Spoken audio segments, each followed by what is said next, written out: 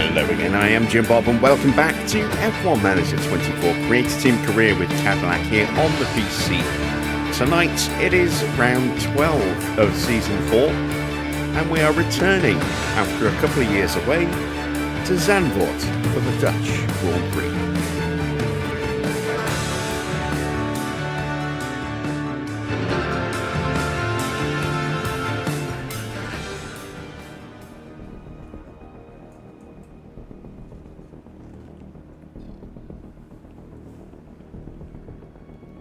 So here we are, ready after an interesting weekend to crack back on with F1 Manager, and we have finally just about seen all the liveries.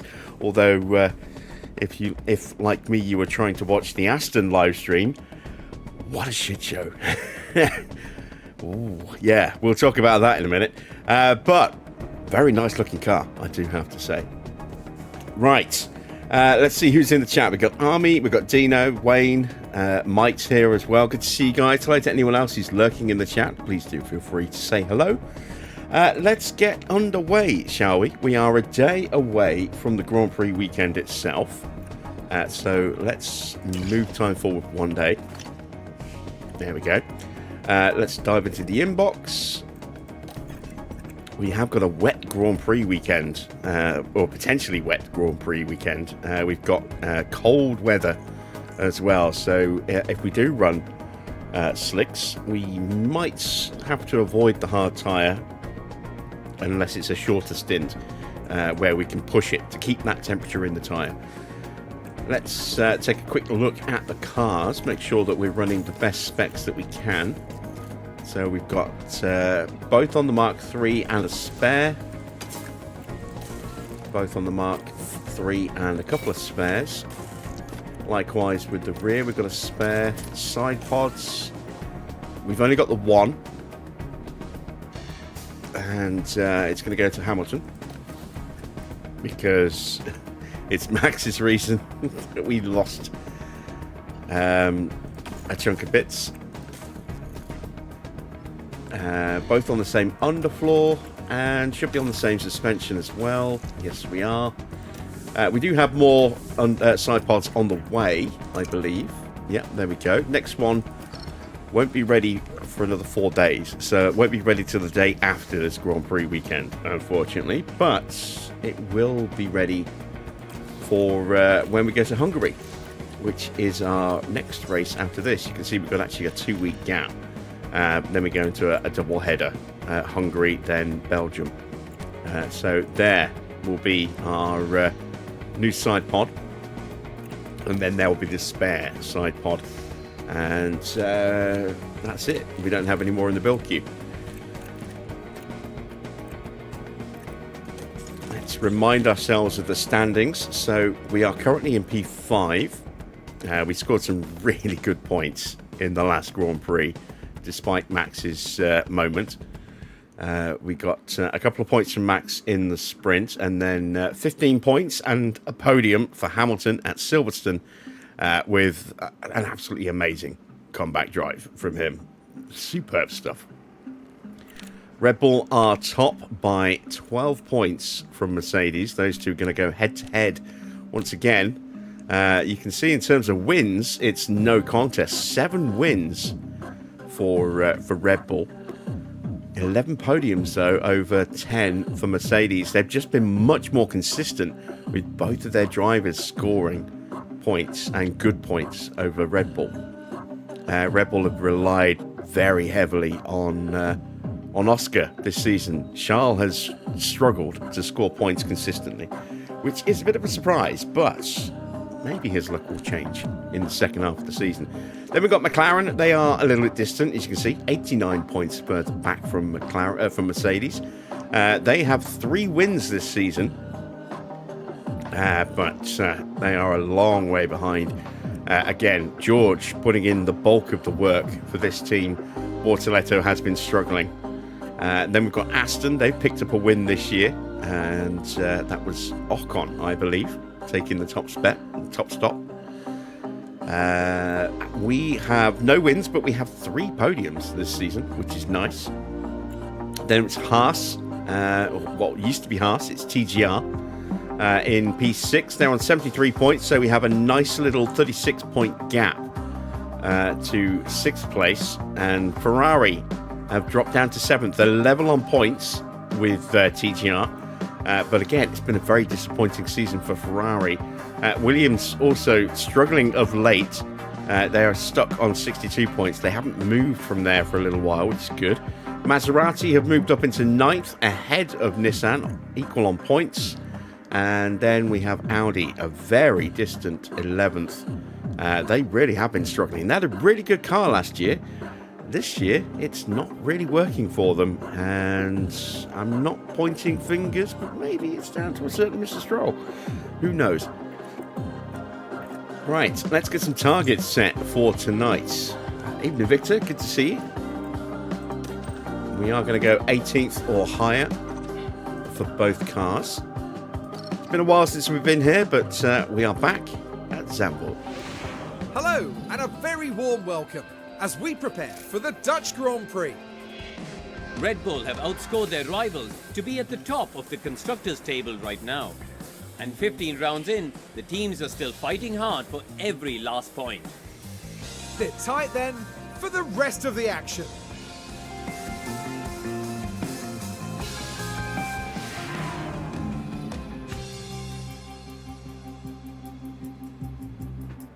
So here's our weather forecast. As you can see, it's going to be dry in practice. Then we're going to have rain for practice 3 and or qualifying, and then rain forecast at some point for race day as well.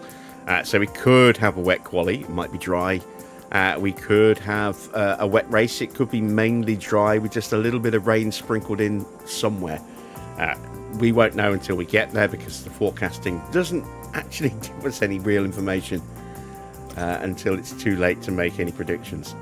So we're going to approach this like we would any normal Grand Prix weekend. We're going to use hards and mediums, and we're going to use a set of softs as well. So we've got a nice balance of available tyres for the Grand Prix, because this could be majority dry with just a tiny bit of rain. It could be majority wet with just a tiny bit of dry. But we'll have plenty of inters. I doubt we're going to need the full wets, but yeah, stranger things have happened. So we'll take that as it comes. We are going to put Ugo in the car tonight. Let's take Lewis out and put Ugo in, given that Lewis is leaving the team at the end of the year. And I need to try and remember the setups for this one. I think it was something around a 13.5 on the rear and a very high front wing. Beyond that, it could be anything. So we're going to try a couple of different things. Let's start, because I forgot to do it again. Let's start by switching into the practice parts.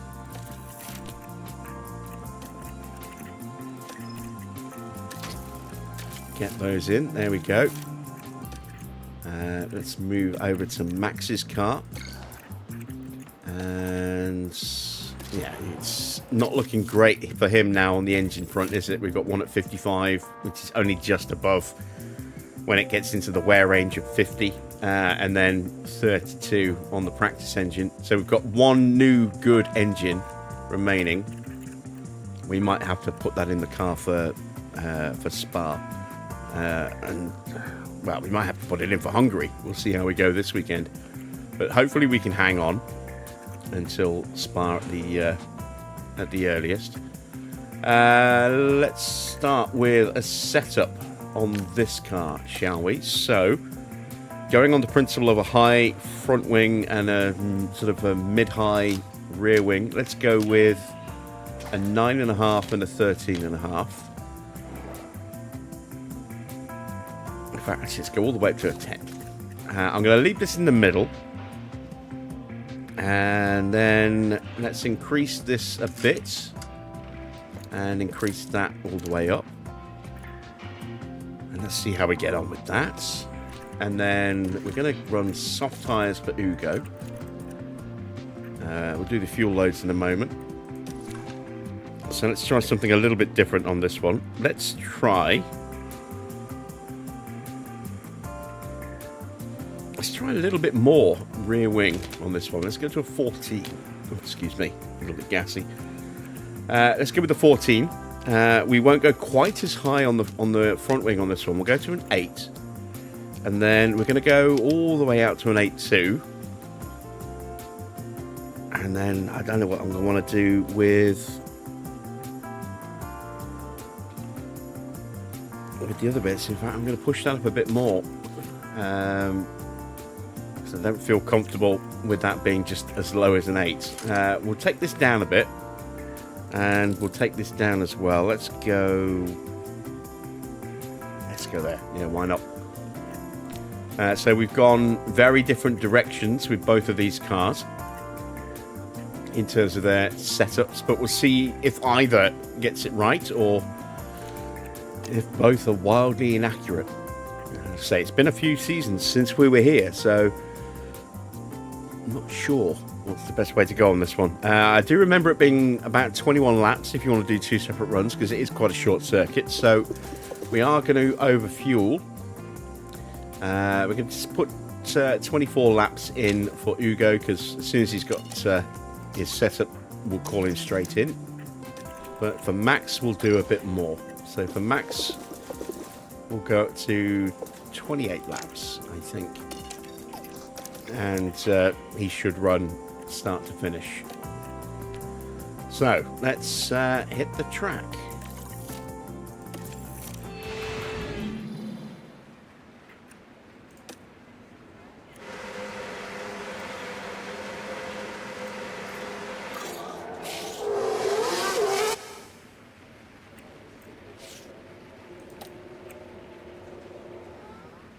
Running a new Creator Team number font on the front here. Today we are running Copy, loud and clear. The Ferrari style of numbering. And if you want, you can go to mode warm up. So that's taken from the Ferrari itself.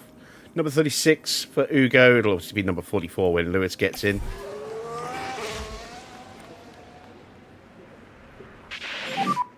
Radio check. Yeah, radio check. Yeah, radio is very good for us. Let's get plenty of brake temperature, if you can, please. Yeah. And there you can see the number 3 for Max. So it's basically the Ferrari numbering with just a white numbering and then a black outline. Ferrari has a yellow outline by default. But it's their style of numbering. So we'll see how that looks over a race distance. I will be continuing to try out different number styles over the coming Grand Prix. Did have a good weekend.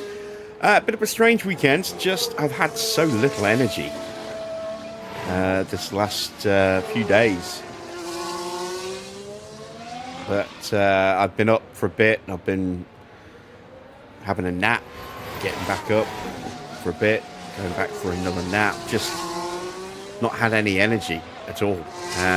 So haven't really done a huge amount. Been listening to some audiobooks. And I did try and stay up for the Super Bowl adverts for Cadillac last night. Very interesting choice of livery. What I thought was going to be the livery was right on the left-hand side of the car. Didn't see them doing a split livery. That was that came out of left field. I was very surprised to see that. So I haven't seen any renders yet. All I've seen is the images from the launch video that they released in the fourth quarter of the Super Bowl yesterday. So it wasn't lit the best as well because they did it with very cinematic style. It's unsettling the car.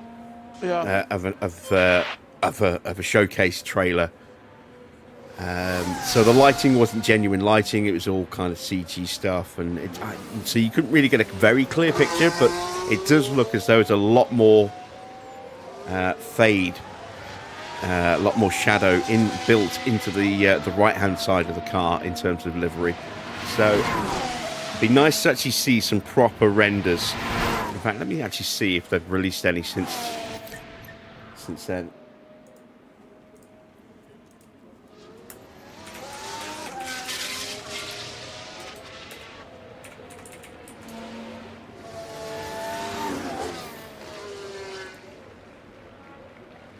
Yeah, so I only saw what I saw. Here we go. So yeah, they have kind of gone straight down the middle and flipped it. So it's light fading into dark on the left side, and then dark fading into light on the right side. I don't know how I feel about that. But the image that I saw of basically a white car with TWG on the side pod, I think I said TWR last week when I was talking about it, but that's essentially what I thought we were going to get. I just didn't expect them to do a negative on the opposite side, and I don't know how I feel about that. It's not a particularly exciting livery. And try to work on your front tires. Is that the Cadillac livery? Yeah, let me pull it up for you. It's for those of you that haven't seen it yet. The tires?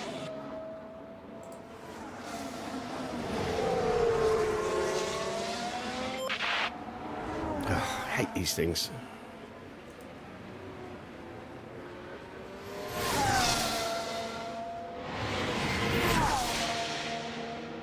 So that's what I thought we were going to get, because I'd seen a shot of basically this section of the car, sort of from that sort of bit there, and so that's what I was expecting the car to look like. Mainly white with some black, the big TWG on the side, but the opposite side of the car. Let's scroll through.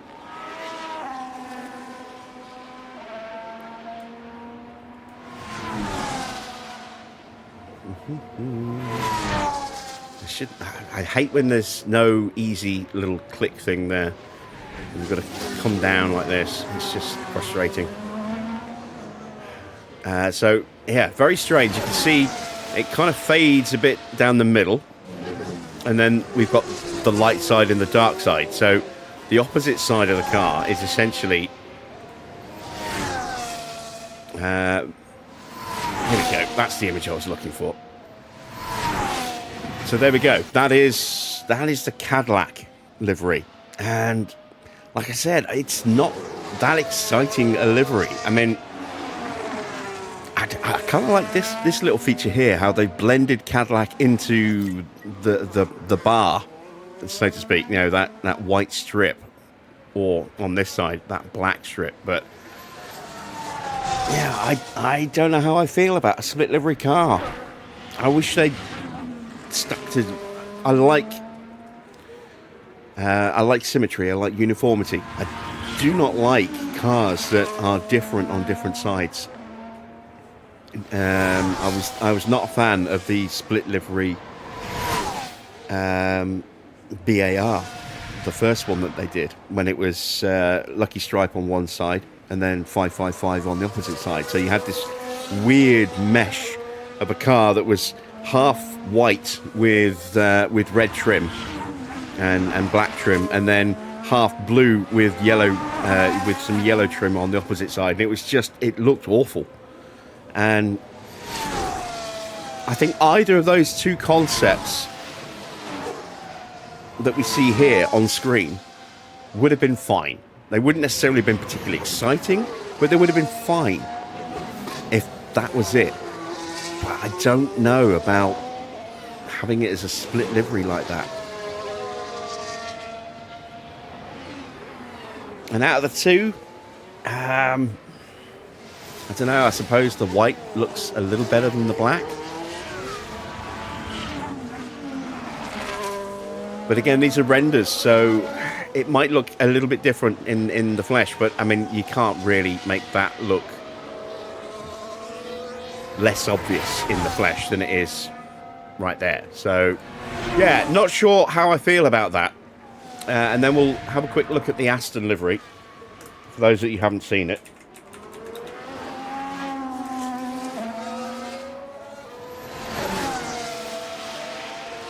Here it is. Satin paint this year for the first time ever.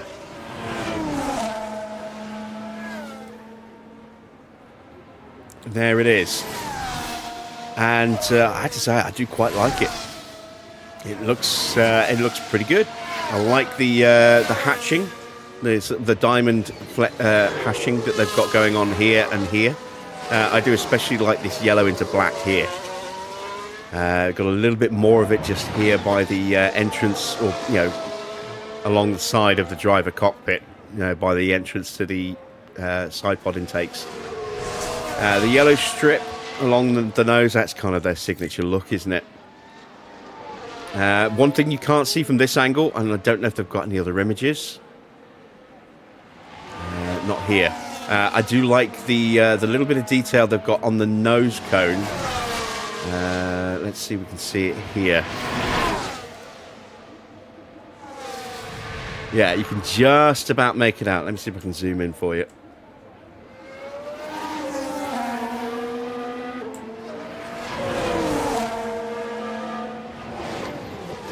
You can just make out the Union Jack is faded in underneath the Aston badge, and that's a nice little touch that I quite like. But, yeah. The rear wing in blue is a bit meh. Well, I think it's better than having a half green, half blue wing. A lot of Valvoline on the car. Dotted all over the place. Valvoline, a big, partner this year. But, yeah, that is the liveries. So, what do you guys think?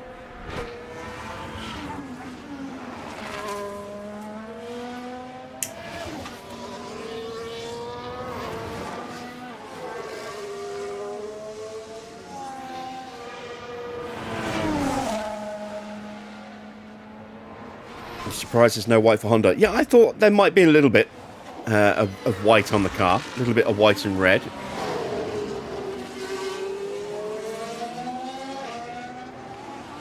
Wayne says it's pretty bland. Are you talking about the Cadillac or the Aston? Because we knew the Aston was just going to be a big block of green, but it was how they broke that up. And I have to say, while it's not my favourite livery that we've seen, it's not bad. McLaren livery launched today, and that's also pretty boring. We knew what we were going to get from McLaren. They've got a little bit more orange on the car than they did last year, but essentially it's very similar, just now with MasterCard as their title sponsor. But we knew what we were going to get with that. We knew they weren't going to change it. But, yeah, the Aston launch, though, what a disaster the launch was. So, the stream that I clicked on to start was the F1 official, live stream on the F1 channel. Let's check our feedback. We've got 82. It's not amazing, but we'll call them in. So, yeah, I started watching it on the F1 channel live stream. Box, speed confirmed. And there was no audio. They had their little desert intro video. And then they cut to Big Daddy Stroll walking in between the seating. How does the car feel? Yeah, that's okay. Great. We're going to need to call Max in and make some changes to him too. And he stands there with the microphone, very blatantly reading from a teleprompter with no real emotion or expression on his face because he's concentrating on so much on making sure he can read the teleprompter. He's just like completely deadpan, saying it's like my great honor and privilege. I'm so pleased. I'm thrilled to be here. And you couldn't tell it by looking at him because he was just so focused on reading that teleprompter. But no audio whatsoever. So I'm like, this is a bit naff. So I started looking because McLaren, I looked this morning, about 10 o'clock this morning. I looked on YouTube and McLaren had got their stream for 3 o'clock this afternoon. Available, just click notify me when it's available, blah, blah, blah. Like I kind of do usually about half an hour or so before my videos go live, but I'm going to stream every week. This is a big thing. You'd expect it to be up at least 12 hours before it's going to drop. I've been getting, the option to save the date for PlayStation State to Play, for example. Well in advance of that actually happening. Right, let me make some quick changes before I lose my train of thought. I need to drop the rear wing. Let's increase the front wing a bit more. Let's maybe not do too much on that. Instead, bring this up. Bring that back. Let's try that. There we go. So I saw that Aston had finally put theirs available as a thing. Because it wasn't. And I checked again at like 5 o'clock. It's like, when is this thing going live? And it wasn't popping up. So I actually had to Google the start time to figure out when it was actually going to start. Oh, it started late as well, by the way. Yeah. It started like 6 minutes past 7. Because I was sat there waiting for it on the F1 page. And it went past 7 o'clock. And then, I went to the Aston homepage and I couldn't find it anywhere on their YouTube page. So I'm like, what the hell? So I had to then actually type it in the search bar and then it popped up as you can click here. Clicked on it. No audio on that either. And then I'm like, what the hell is going on? So I closed that one down, opened up the Google search again on YouTube, found that Sky Sports were doing a live feed. Clicked on the Sky Sports feed. That had some volume. It wasn't great, but it had some volume. And then it just went dead. And I'm like, oh, don't tell me. They've stopped it and restarting it because nobody heard what Daddy Stroll had to say. And I think that I initially thought that was probably the case. But, I mean, they had some sort of weird technical issues because they killed the stream, which meant that it forced Sky Sports to drop the stream. F1 made the video private and then removed it. And then Aston eventually came back up. And they started it, and they got about maybe 6 minutes in, and then it stopped. And then they started it again. And I'm like, are you kidding me? So it took nearly half an hour, basically, until the actual stream went live. And I'd say live, obviously it wasn't live, but it was ridiculous. Absolutely ridiculous. It's like I don't normally bother reading the chat on live streams because it's usually just, a complete cluster.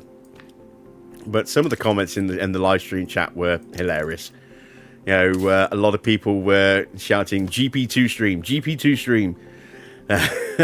Some were saying that Lance had crashed the stream because it was actually, they were focusing on, it was Lance who was actually doing his interview and he just didn't look interested, at all.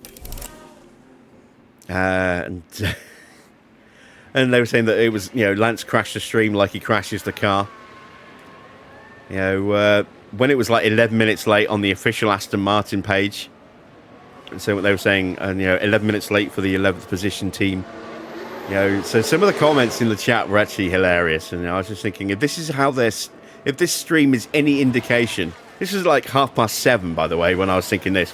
If this is any indication of how their seasons are going to go, then they are absolutely fucked. It was such a bad launch event. And then they played this beautiful cinematic. And they had some guy performing with a cello on the stage next to the car as they did this apparently beautiful piece of music. And it was muted. They wouldn't let us hear the music. So they did this amazing, quite long video launch of the car with the music and the guy on stage and the car on stage before they pulled the sheet off. And there was no audio through any of it at all. And it was just... It was such a messed up experience. You know, yeah. Aston doing Stroll things.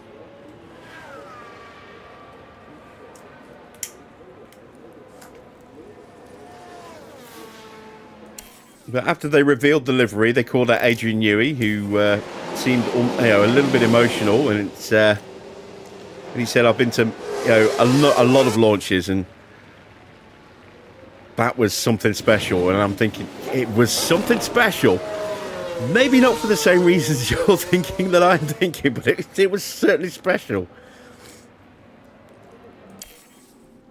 Oh dear, it was just such a mess for the viewer experience. I mean, if you were live in the building, you wouldn't have known anything, but... yeah, what a mess. What a mess. And try to keep the temperature on the tires.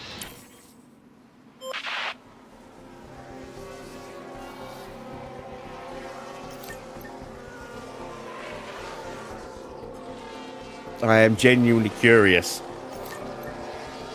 as to whether or not they will have like the actual proper video on their channel at some point soon, because you can see previous launches. VSC. Oh, that is Now, we should be able in to the take a barrier. look here. Now this was at turn 3. Oh, and a fairly substantial crash there.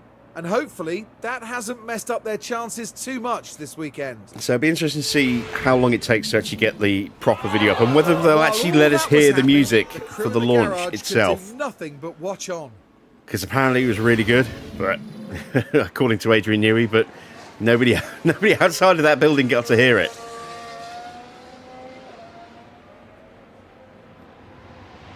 Adrian spent a lot of time building that car just for Lance to go and crash it on race day 1. Yeah, maybe. We'll see. We'll see. I did actually, before McLaren launched today, I did go back and watch what I thought was, the funniest launch of all time, which was the Alpine launch at F1 75. Farah's a huge fan of that because it's so bad. I'm a huge fan of it because you just got, it cuts to a shot of Flavio a few minutes in, and he's just got this sort of dumbfounded look on his face. It's like, what is this shit? What the fuck is going on? So I actually rewatched the Alpine live stream earlier. That their 5-minute segment, and on their official channel, I even dropped a comment on it saying it's the funniest thing I've ever seen at a car launch. And I didn't think I'd see a launch that bad, but I think Aston topped it. Just for the experience. I mean, once you actually see it just flow normally from start to finish, it'll be fine. It'll be a normal style launch. But just trying to watch it as a live stream launch, yeah, not good. Not good at all. Awful experience.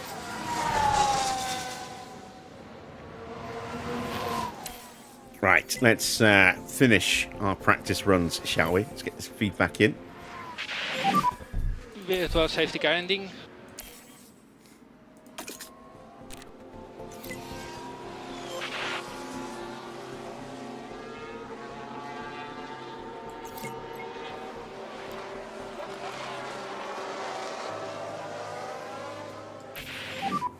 We need to work on the tires, keep the temperature on the tires.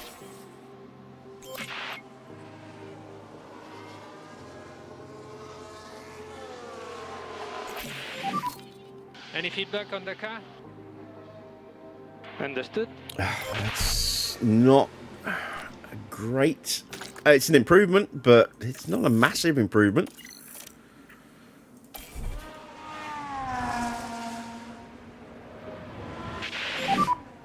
Speed limiter on and speed limiter on. I'm gonna stop in front of the garage.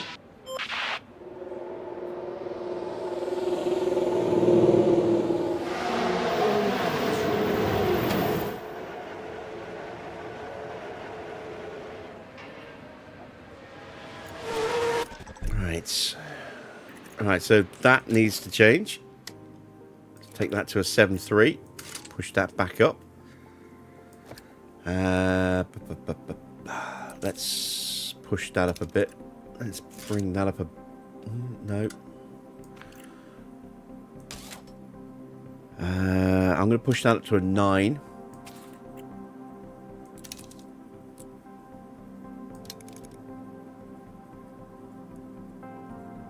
Yeah, we'll try that. We're not going to run it in this session. We'll let Lewis run that setup. And now we're just waiting on Max.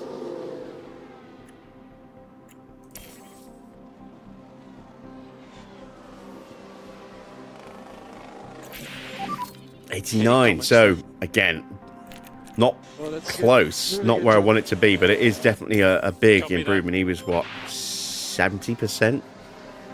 It's not a great setup at all, maybe even 60 something. So we've definitely made some good progress, but there's still a fair bit of work to do on that one. We'll let him get a little bit more time on track. It seems we broke up his first run.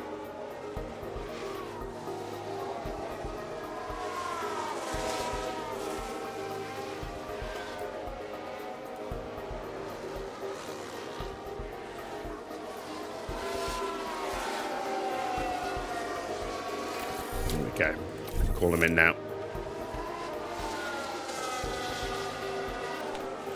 And let's have a little look-see. So everything's just a little off. Let's turn the front wing down a bit. That's going to give me some movement across the line.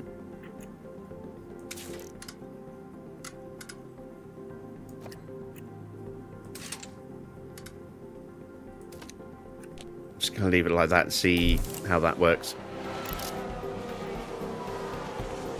So we do have some rookies running. We've got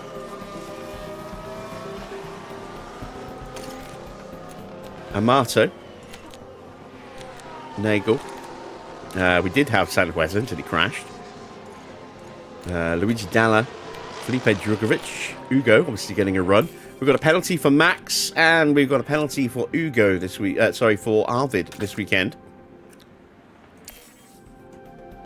And we don't know how big Max's penalty is going to be. Is it going to be just a three-place penalty or a 6-place penalty?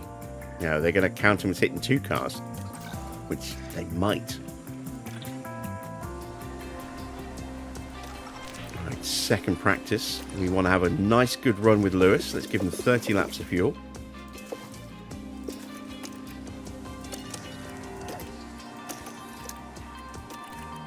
We're up to 49%, so 20 laps just to get the setup in should be enough.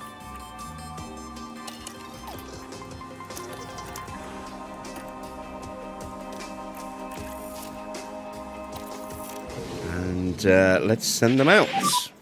So now we have green light.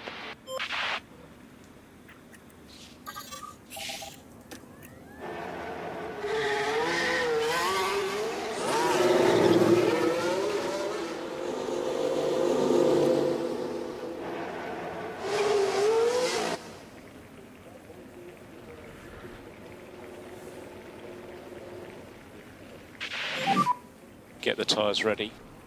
Yeah.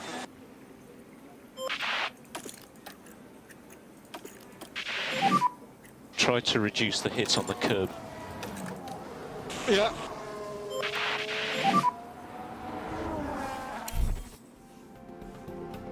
Understood. So now that we've seen all 11 liveries, which is your favourite?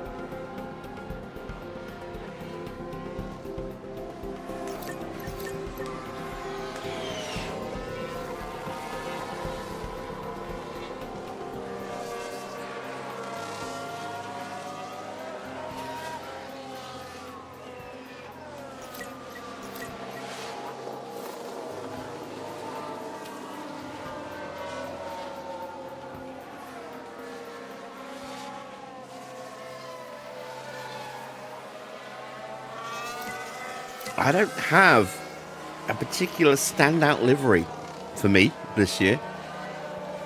The RedBull looks quite nice. The Williams looks nice. The Aston looks decent. They're the three sort of main standouts for me. Still not sure how I feel about the Mercedes livery. Parts of it look really good. Parts of it give me really strong Ahsoka vibes. Check my posts tab on the YouTube channel if you're unsure what I mean by that. I got some feedback. Let's have a look. 97 and 91, so we've made big strides here. Not so much here. Let's call Max in. We'll leave Lewis out there.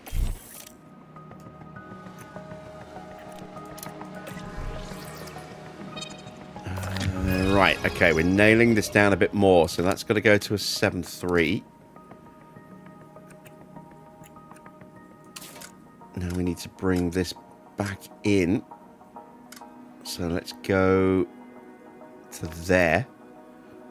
And then we'll drop that down like that. So that those are... Now that's on the edge as well. That's within tolerance. Just hope that it doesn't break the front wing. We might need to push the front wing back up to a 10.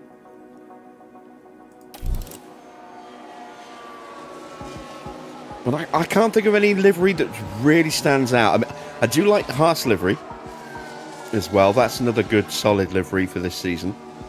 Alpine's is very bleh. You know, McLaren's is, you know, nothing we haven't really seen at all. I'm really not sure what to think about the Cadillac livery at all. Who am I missing?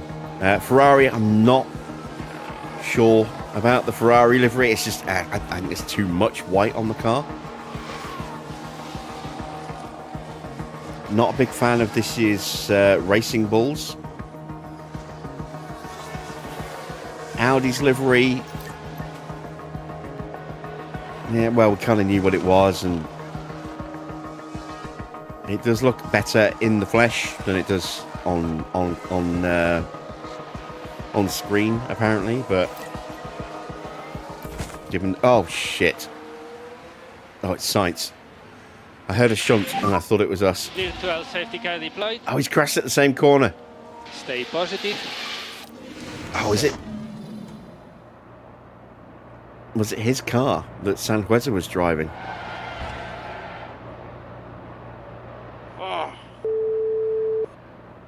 Is this so? That's two hits at exactly the same corner.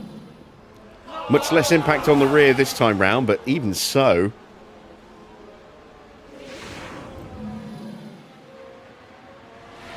Let me see the results of practice one. No. We'll have to check back later.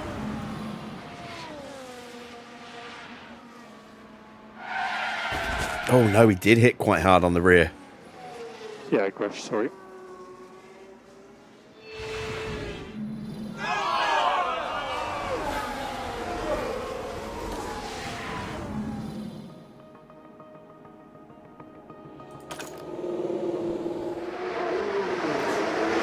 Hamilton's in. What do we need to change? Front wing? Yes, front wing. Which way do I go with this? Up or down? Up or down? Let's go up.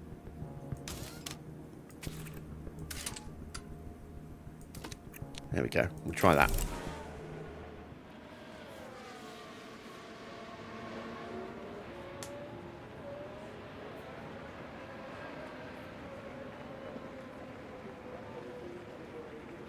Yeah, have we missed anyone? We talked about Haas. Let me count these off on my fingers. We talked about Haas, Cadillac, McLaren, Mercedes, Aston, RedBull, Racing Bulls, Audi, Alpine, Williams. Who am I missing? I'm missing a team.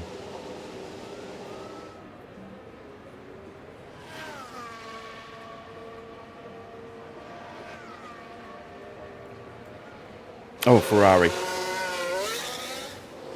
Yeah, so Alpine's like I wasn't a massive fan of the last season's livery, and it hasn't really changed that much. So don't really like the Alpine. Cadillac, like I said, I really don't know what to think. I think if they'd gone with either of the two halves as a whole, it would have been fine. The white would probably have looked a bit better than the black. But the half and half, I think, it's very divisive. Not just in terms of the paint, but I think in the way people are going to react to it as well. A lot of people just naturally like symmetry in things. So that's a very brave decision to break that. And I'm sure we'll see some really cool shots of the car at some circuits, but it's also going to look really awkward in other shots as well, I think.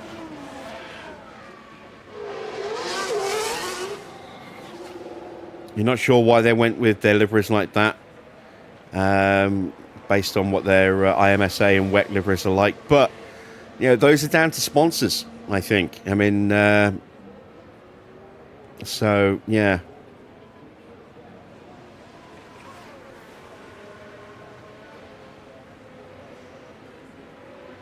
So, I mean, out of the liveries that we've seen, Haas have done a really good job. Williams have done a good job because they've actually changed things up a bit. Aston have changed things up a little bit. And the move to satin paint for them as well, as opposed to metallic. RedBull have changed things up a little bit. They've kind of almost like a throwback kind of style. I still think they could have been braver with their design choice in terms of delivery, but it's certainly an improvement on last year.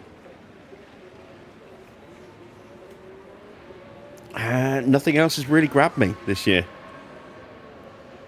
And nothing really is a true standout either in terms of, wow, that looks amazing. That's easily the best livery of the year. We don't have a contender for that this year, in my eyes anyway.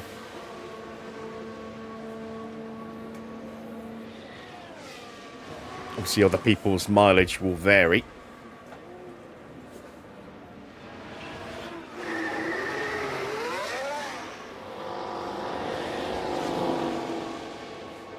PR's list is RedBull, Haas, Ferrari, V-Carb. Really, V-Carb number 4.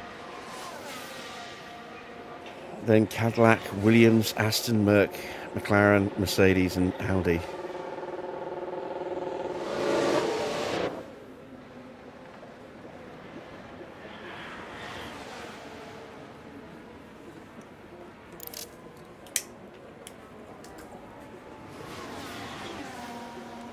What are we at with Hamilton? What's his setup? No, his percentage, 97%. Okay.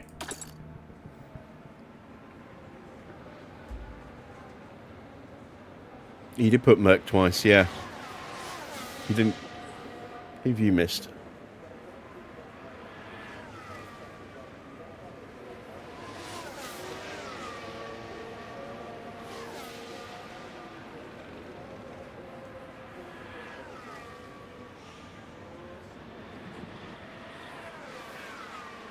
You've missed Alpine.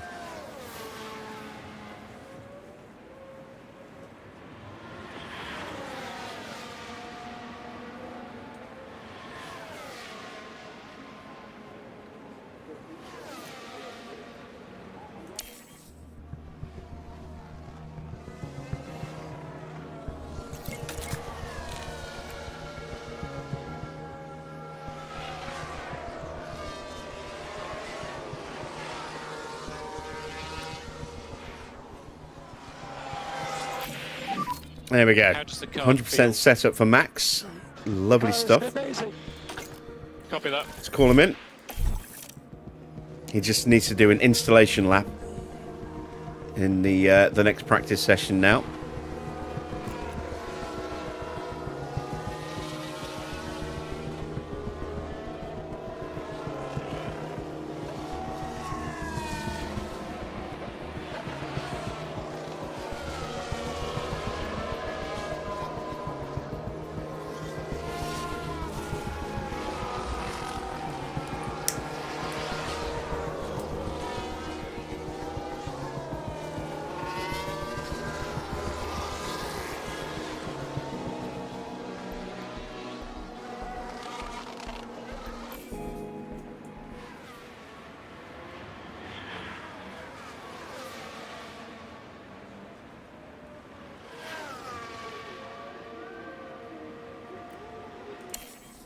You're a sucker for white walls, are you?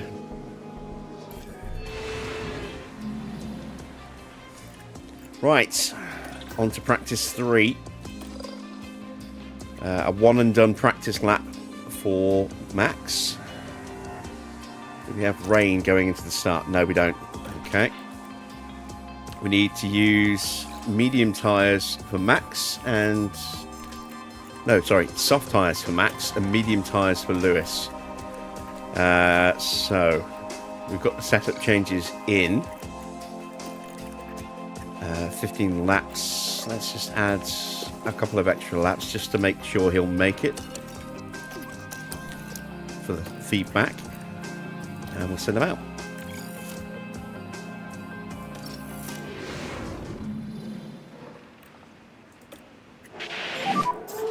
Four seconds. 3, 2, 1. Green light.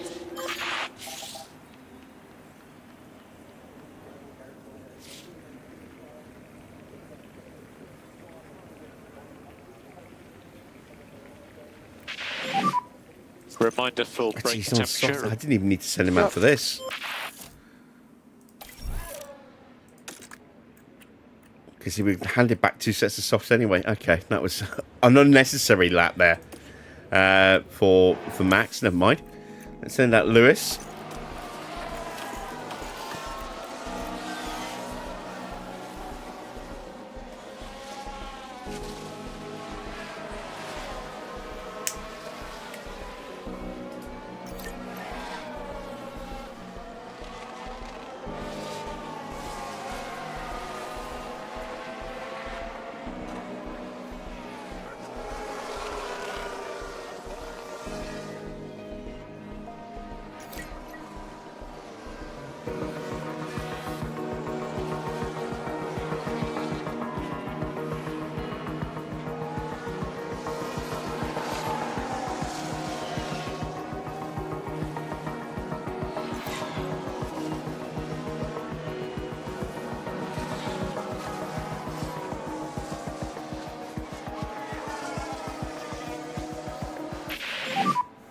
And we are expecting drops to a light shower in around 10 minutes.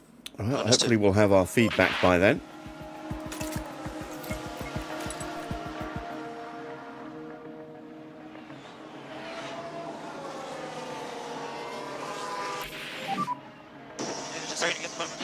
Almost. Copy.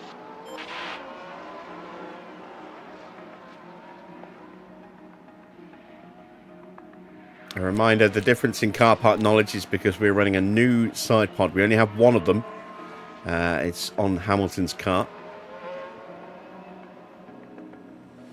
Evening, Daniel.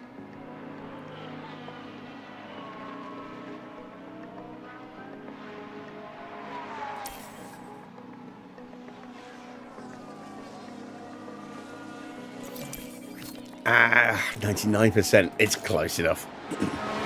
If it's an easy tweak, we'll tweak it for that extra 1%. But if it's not, we'll leave it.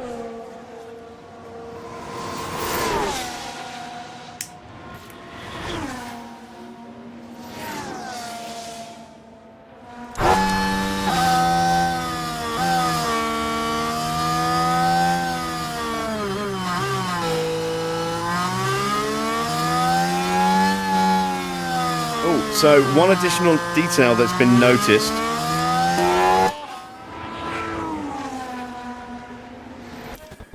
The sensors on the car. We've got 2 antennas on the cars. No, from last year. There's 3 antennas on the top of this year's car. So that might open up some interesting new camera shots potentially, or just improve the quality of the image that we're going to get.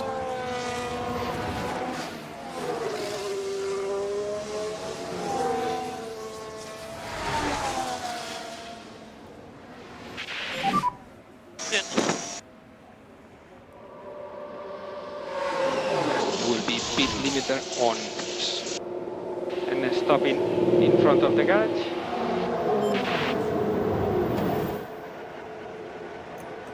Right, is this an easy change? Yes, it is. There. Right, and that's it. We are done with practice. Cars are set perfectly. Sorry, Mike.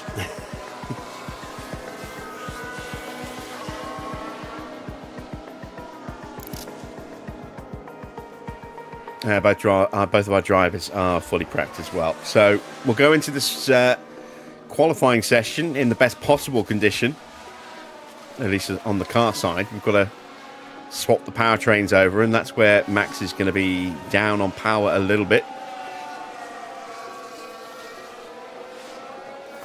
And then we'll wait to see just how big his penalty is going to be.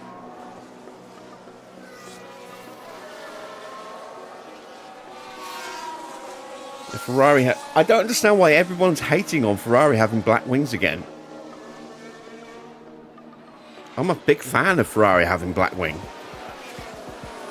I mean, I grew up in an era where Ferrari had black wings every year. So... you know, for me, it's a classic look, you know.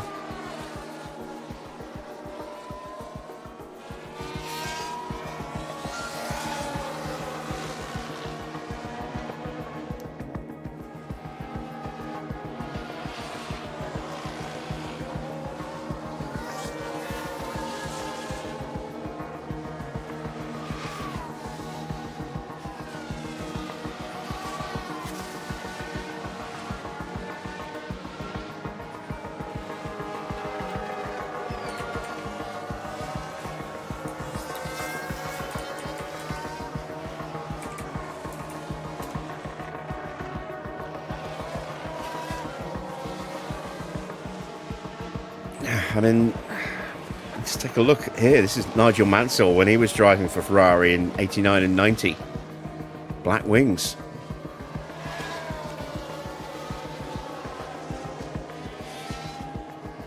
It's a beautiful car. Ridiculously unreliable, but beautiful.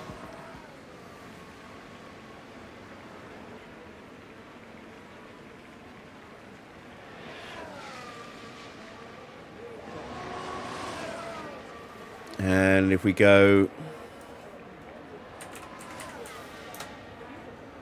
to a Lacey, we had white because we have Marlboro. So Marlboro has a white background and black writing, so they had to go with a white rear wing. But you can see again, it's only on that panel. The sides were black, the front wing was black. You know, this was a classic look for Ferrari. Here's one without Marlboro on the rear wing.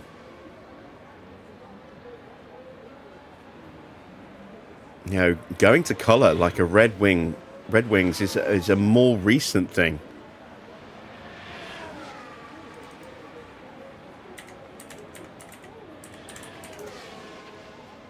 I mean, we had white wings with Schumacher, but again, there was a heavy Marlboro presence on the car.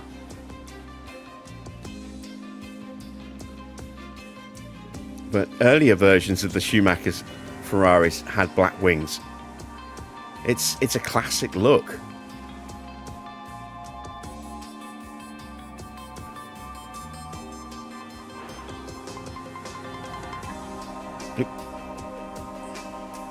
So, yeah, I mean, I don't get the hate for the black wings on Ferraris. I really don't.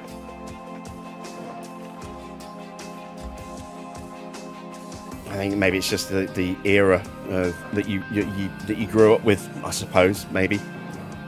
Right, practice is done. We know Hamilton's setup's going to be 100, so he's going to be at 100 on prep as well.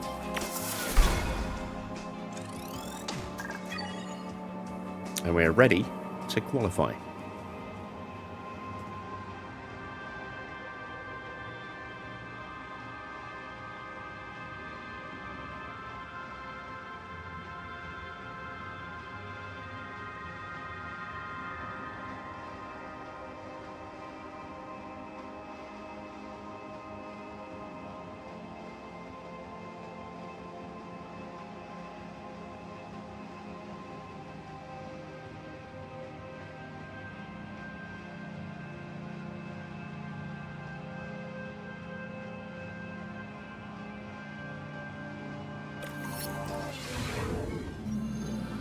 Will practice pay off for the drivers?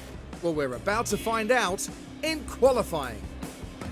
Good overtaking spots at Zandvoort are few and far between, so there's a lot of pressure to get qualifying just right. Drivers will be hoping for good downforce from their car setup to keep them on the track through the long sweeping corners. Now, Karun, you and I were actually just talking about that man there, Max Verstappen. How do you think he'll be feeling today? They're not looking quite as strong as their teammates, so they've got some ground to make up. A good grid position here would certainly help matters. You're going to want to join us for this, folks, so fasten your seatbelts. Looks like quali's going to start in the wet.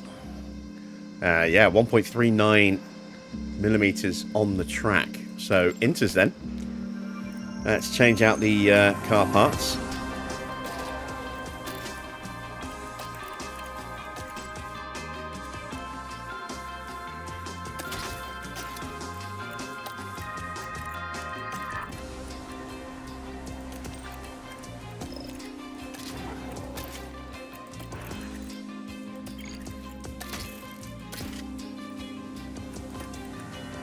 There we go.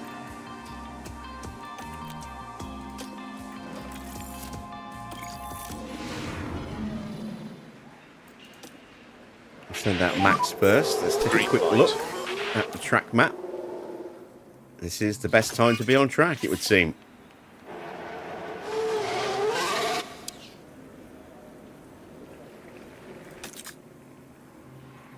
It's going to just gradually increase in this opening period.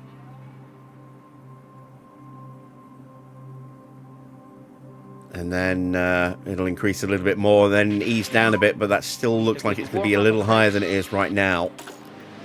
And everyone's piling out, look, so the fact that we've gone out first and second is really good. We're not going to get held up by a slower car. Well, are there any slower cars than us? But you know what I mean. We're not going to get dirty air, which is going to help.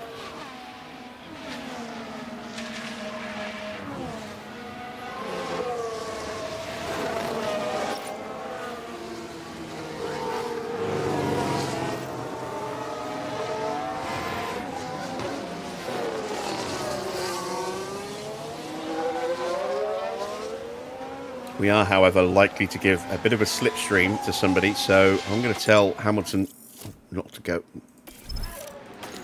I'm going to tell him to push now. We're looking good. And you are good to go.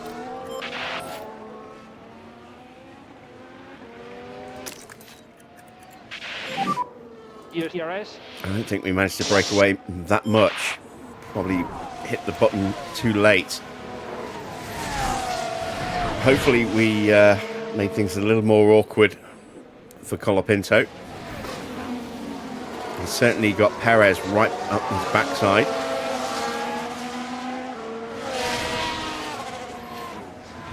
So I just hope that takes more of his attention away.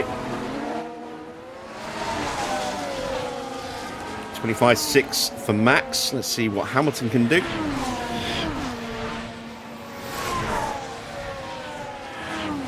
insane. Colapinto does a 25.4, so he is getting that toe from us. That's not great. Evening, Marcel.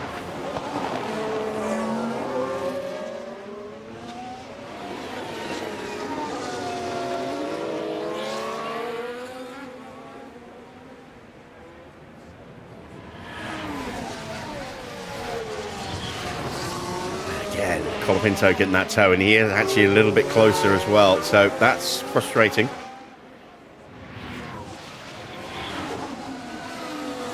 Should have started pushing Hamilton sooner. Currently P1.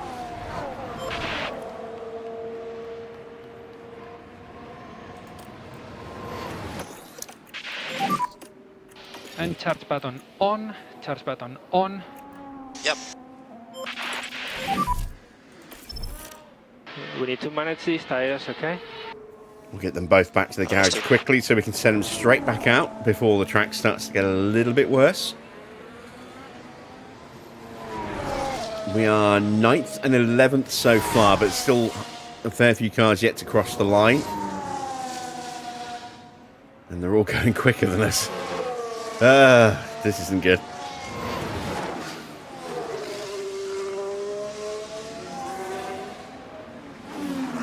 So who have we actually beaten at the moment? Schumacher, Tsunoda and Bottas. And Perez is in between us. So Bearman could put us both in the drop zone here, and he does. Bearman goes up to P5. The track's going to start to get worse very, very soon. Maybe I should have fueled for 2 separate runs, but I wouldn't have had the battery. Yeah, I'm in. Box there is very slippery. I would have had the battery for 2 separate runs. In. Be careful, slippery pit wall.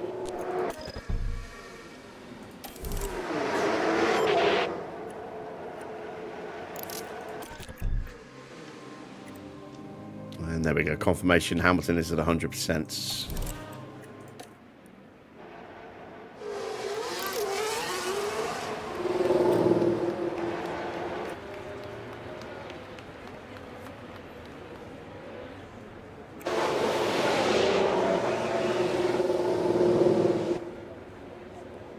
All right, question is now, have we gone so early that Brake warming reminder. we're going to get a ton of cars coming out in front of us?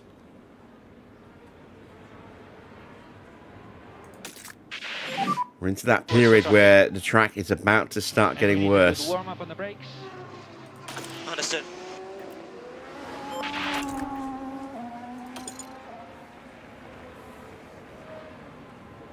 Everyone's still filing back in.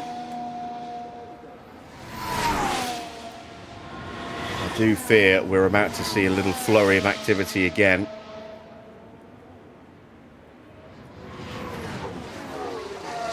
And given how short the lap is, Colapinto will be fine. We're not going to get caught up to Colapinto, I don't think. But it's such a short track and so many corners that the chances of getting held up here are potentially quite high. Gap is currently good. We've got 2 more cars leaving the pit lane. Good to go. And another 2. Oh god, here they all come. Clear, track clear. Charge button off for last corner. So Max is going to beat most of them out.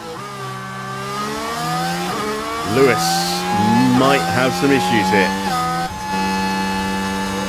Look at them all. About to spit onto the track.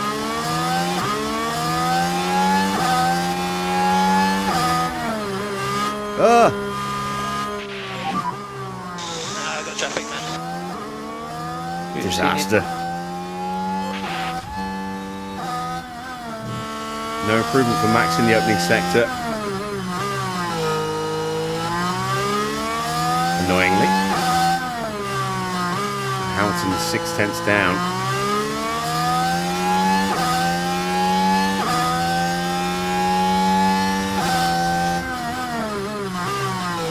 So desperate to get out.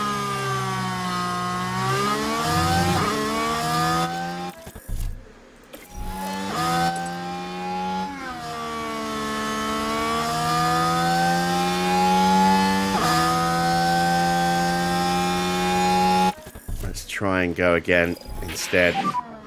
I'm in. Box area is very slippery. Yeah, okay.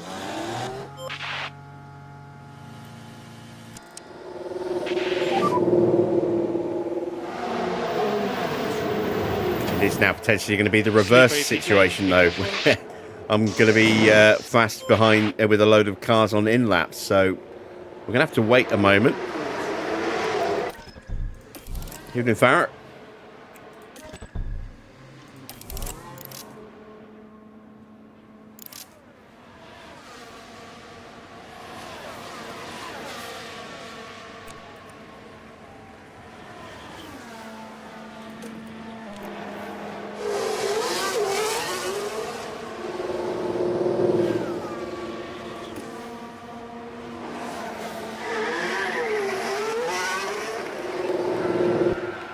Oh, someone's off. It's an Aston. It's Sonoda. It's a red flag. Well, that might potentially ruin our chances of actually improving. Oh, that's a big hit as well. I f***ed up. Yeah, you did. As for the team back in the garage, that was a tough moment to watch.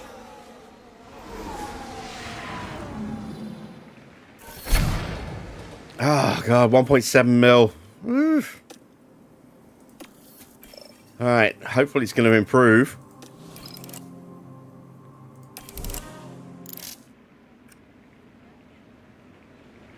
To a point where we can actually set some kind of lap. Let's find out, shall we?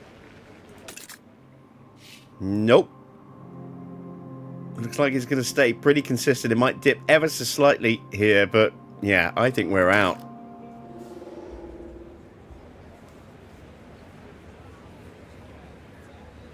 We're going to speed time up because the track is certainly not going to improve for us here at the moment. I'd be amazed if anybody improves. Yeah, nobody's improving at all. That water level is staying rock solid.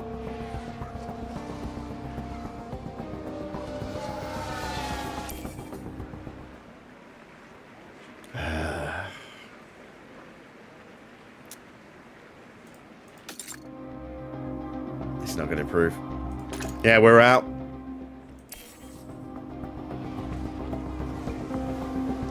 Hamilton is out with Perez, Verstappen, Schumacher, Sonoda and Valtteri. Max was always going to start at the back anyway with a 6th-place penalty. Well, I'm assuming it's 6 places. But I was hoping we could get Hamilton through. All right, let's see who sticks it on pole. Very short qualifying tonight. It is Charles Leclerc with Oscar in second. So it's an all Red Bull front row with Russell in third, Bearman fourth. Lindblad has got a penalty, so he'll be starting lower than that. We don't know exactly how big that penalty is yet. Then Sainz, Ocon, Antonelli, Gasly, Bortoletto. Out in Q2 was Norris, then Stroll, Lawson, Colapinto, Albon and O'Ward. And you can see we have that penalty with Max. Could be 3 places, could be 6 places. We shall find out in just a second.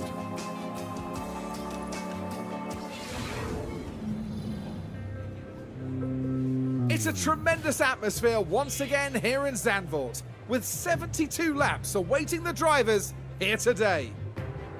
Zandvoort's highly banked corners make it one of the more unusual Grand Prix circuits. Dutch driver Max Verstappen won with a dominant lead here in 2021, driving the home fans to a frenzy as he did. To carry speed through the steep banking of Zandvoort, teams will need to be loading downforce onto their cars this weekend. Zandvoort has the 2nd shortest lap time of the whole F1 season. The track tolerates no mistakes. Well, there's nothing quite like it. Welcome along to race day.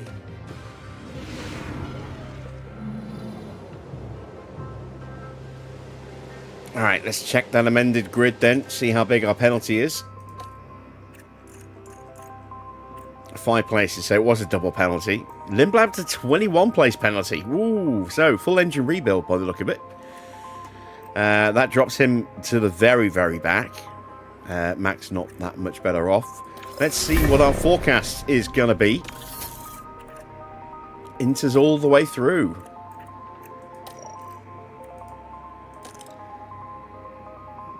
Ooh, just over 1 mil, look.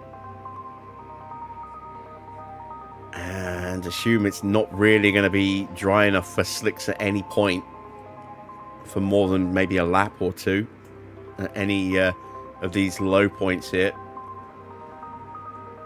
if at all. So yeah, the 2-stop or the 3-stop. Well, the 3-stop is just absurd. Let's say the 2-stop or the 1-stop or the 2-stop. The 2-stop is a bit absurd, I think. This is definitely going to be the way to go.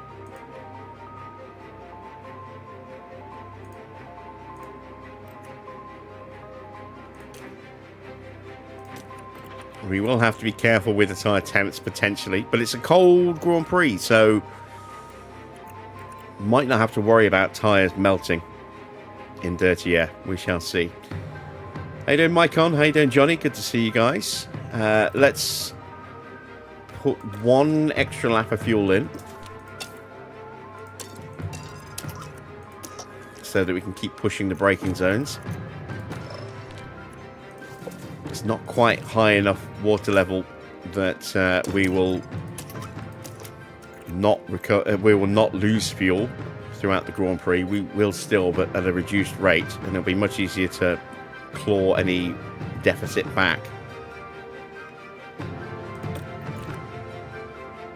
It will go like that, I think. So, 16th and 21st, not great starting positions, but we'll see what we can do from here. The start of the Dutch Grand Prix is next.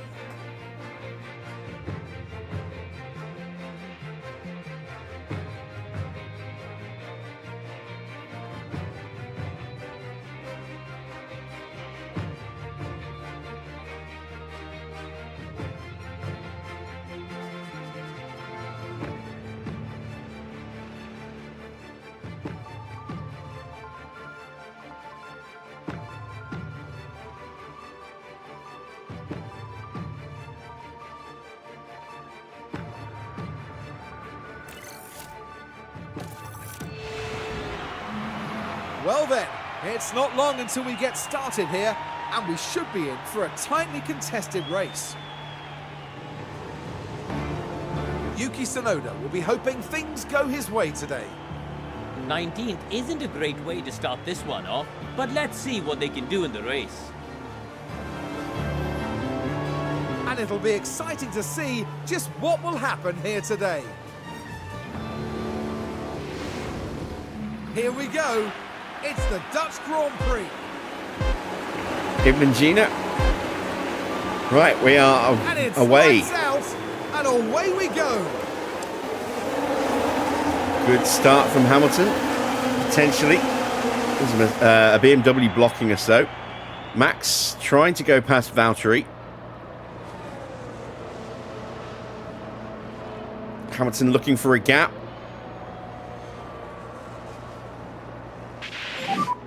Track condition update when you can. And gets up in place.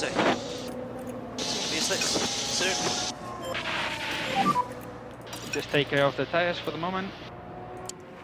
There we go. Slow down now. Still trying to find a way past Valtteri, and we're on the outside here, so we'll have to back out of it.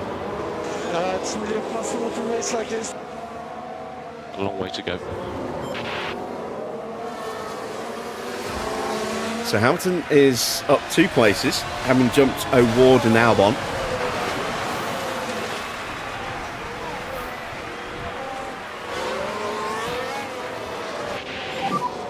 When you can you tell us? Sponsor expectations, 18th or higher for both. Until the car gets much more competitive, it's going to always be 18th or higher as our top expectation. Enable.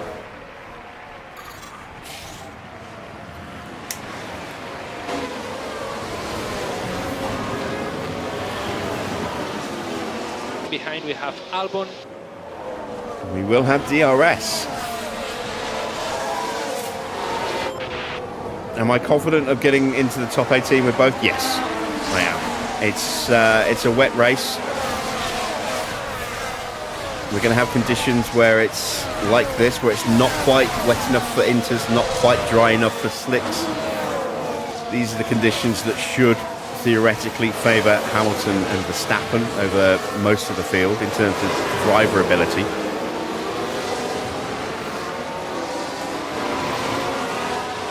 But certainly not in these opening couple of laps when everyone's in a train and using DRS and battery.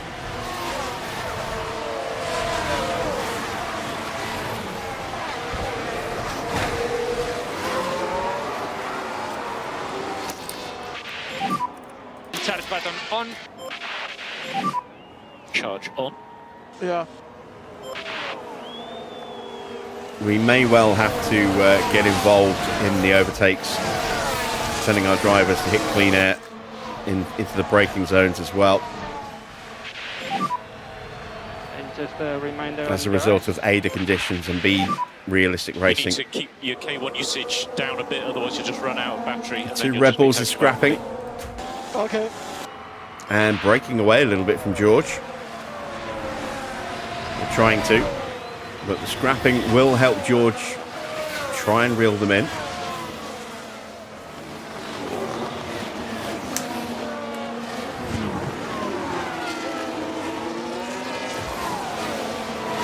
Max coming under pressure from Lindblad, who's got a rebuilt powertrain. The point where we're actually dropping out of range of Valtteri.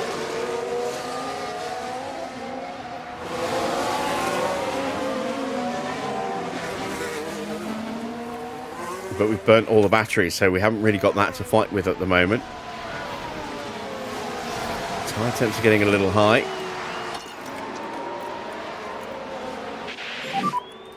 And try to cool down the tires as much as possible. Yep. Get those tyres' temperatures down. Okay. So we overfueled. It's about 1.4 kilos for a lap of fuel around this circuit. So we've definitely overfueled. And we are burning that off slowly. It will be a slow burn, given the conditions, as opposed to the normal speed that will burn that off. But if we get a safety car, Remember, we are going to end go up in this race. so fat with fuel. I do wonder maybe whether or not I should have potentially taken a lot of fuel out and just see what happens, but we'll see.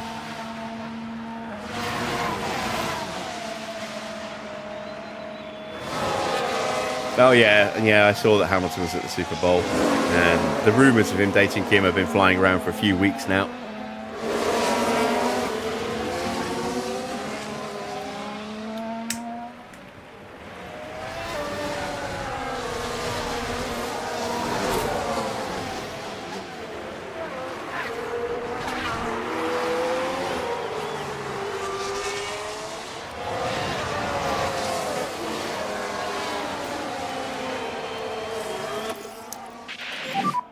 Charge on. Yep.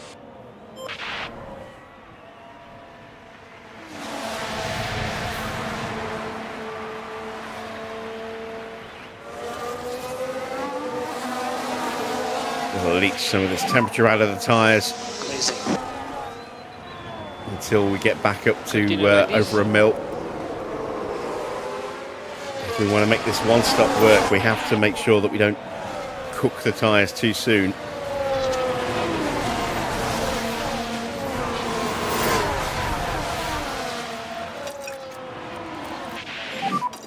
And try to increase pushing status. If you are able to increase pace, it would be a good time to do it. Charge on. Okay.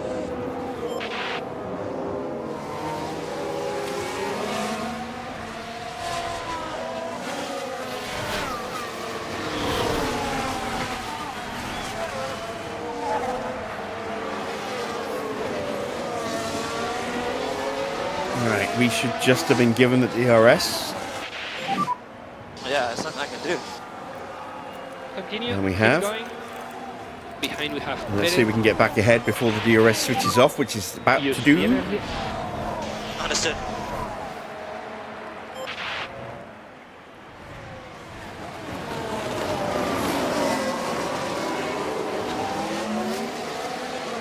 Oh, complete the move.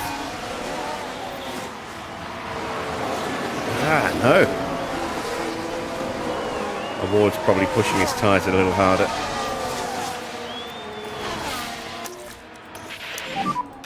And charge button on, charge on. Understood.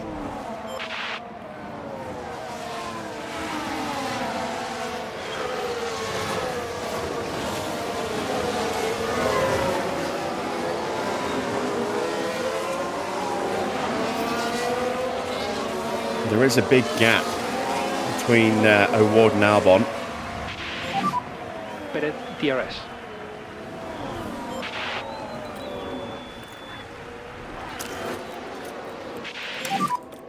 And more energy. DRS is about to switch off. Can we get it down the straight? Or is it going to switch off just before we get the chance to use it?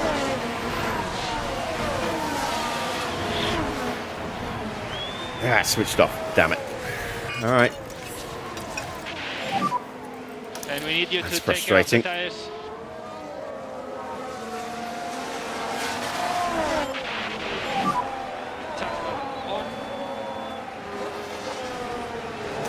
So now I need to maybe think about readdressing our strategy situation. I'm going to not push on the second stint. And I'm thinking about coming in as early as lap 30. Oh, we've got a yellow flag. That's Mick. So this is what happened. Right, let's have a look now. Around turn 3. And that won't help their chances. He kept it at the barrier. That won't do the floor of the car any good at all.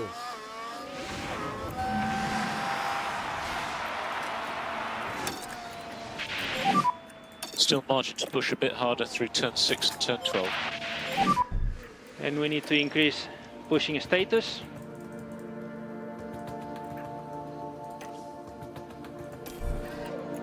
So we're just going to push these tyres a bit more aggressively. We're going to throw caution to the wind a little bit in terms of temps because we're going to come in quite early.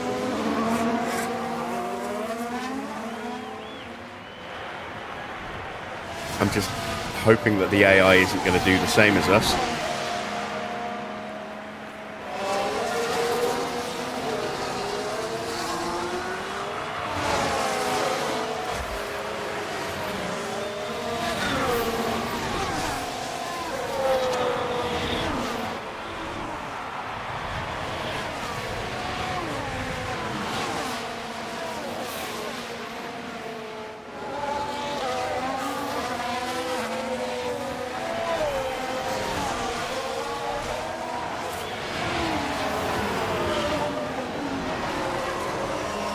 There's our forecasted water level.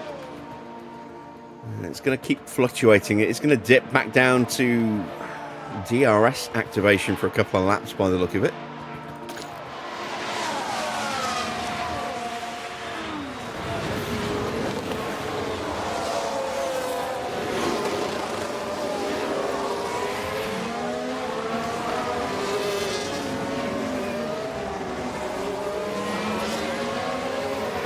So the question becomes, are we going to cook the tyre pace as the tyres get, you know, pretty severe overheating?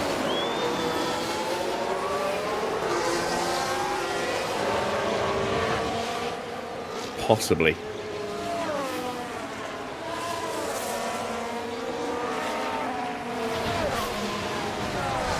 Keep an eye on our lap times. It's a little hard to be exact because we are having to drive defensively again with Perez so close behind us. 1:18.6 for Max and 1:18.3 for Lewis. Slower than the cars in front, which is not helping.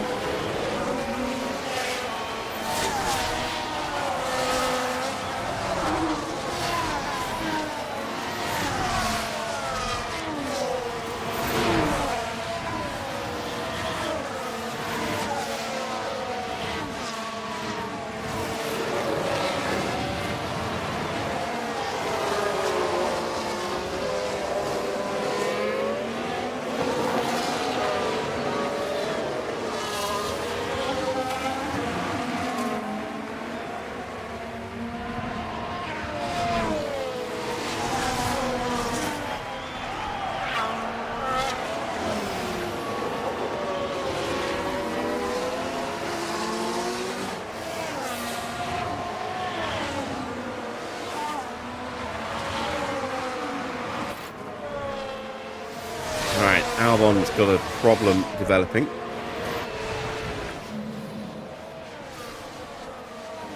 Why are we clipping so much? It's like crazy. That's an engine issue. From the sound of it.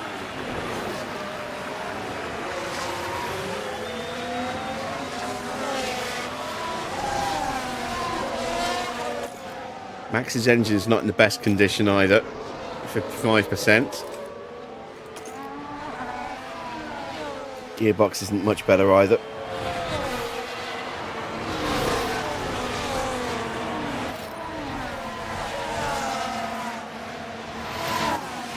And someone else now, Pato. Well, we're not going to hear from Pato. If that hamstrings his pace a little bit, that'll do me just fine. Let me know conditions, track conditions. And now the DRS is on. Dry lines pretty much everywhere. Not far away from slicks. So just concentrate on getting your tyre temps down. Yeah.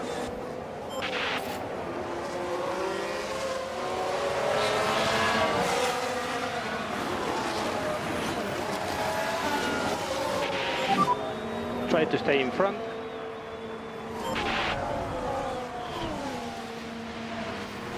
So, not getting a massive amount of movement up and down the field. We're getting the odd position change here and there. The front two are separated out. So is George, so is, well, yeah, all of them. The top five have all separated out, look.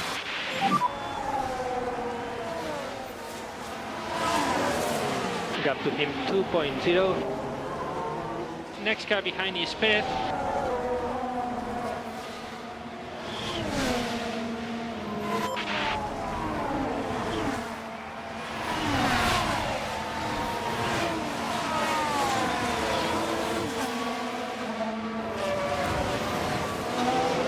We're finally seeing Ward having his error pop up. See if that hurts his pace. I hope it does.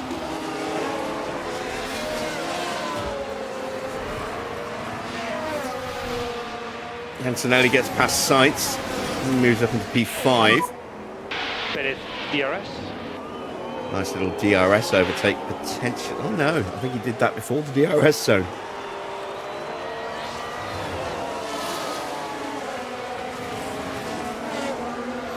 Bortoletto moving past Ocon. He needs some results this season, Bortoletto. He's had a pretty bad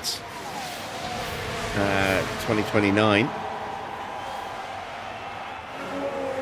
At least so far. Especially in comparison to George, who's picked up 3 race wins so far this year.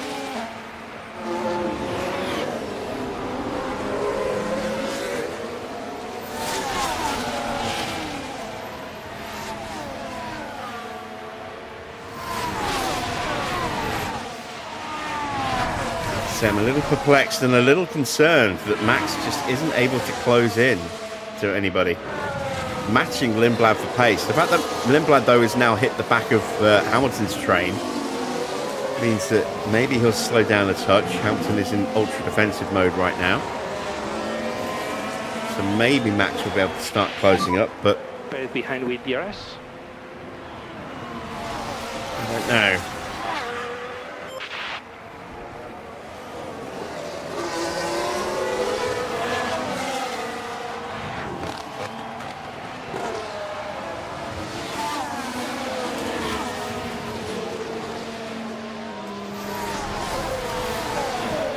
Antonelli now gets past Bearman, so moving past both of the Ferraris. This looks like Perez is going to get through, as Hamilton can outpower him around the outside. Can't go fast, mate. He's still there, he might take the place back. Car behind is Tsunoda. He's going to get the drive up the hill.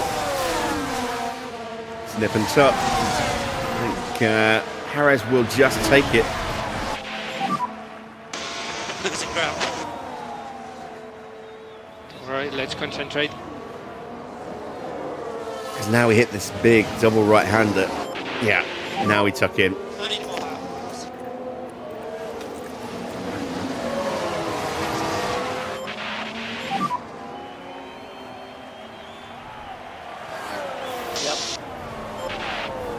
Wow, track has really dried up now. 0.75. This is just about slicks.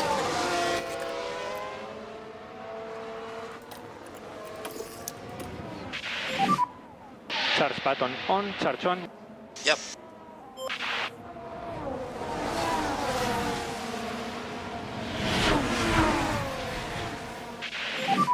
There's another behind with DRS.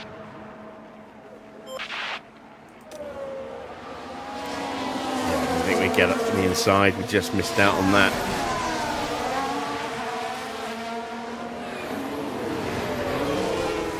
Oh, the tyres actually looking... Still looking okay.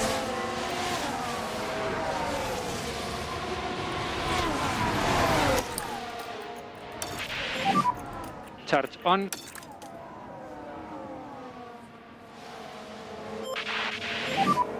The tyre guys believe that we can increase pace in turn 12 a little bit. So right now I'm kind of banking on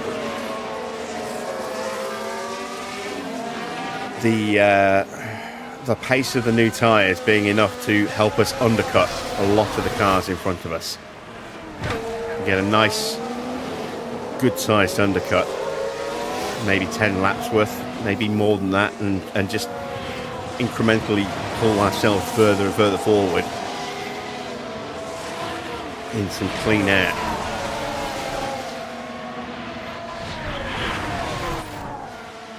Don't know if it's going to play out that way, but that's certainly what we're hoping for.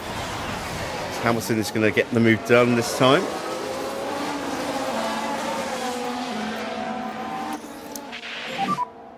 Charge on. Understood.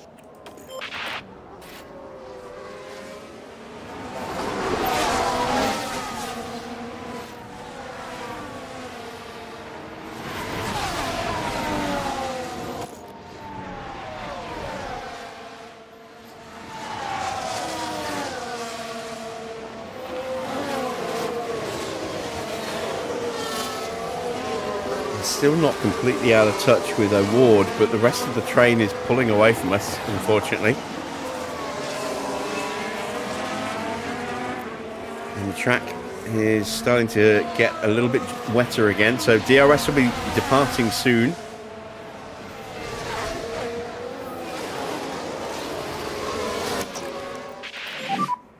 Mode push. Yeah, okay. See if I can engineer Max an extra place or two. Behind with DRS.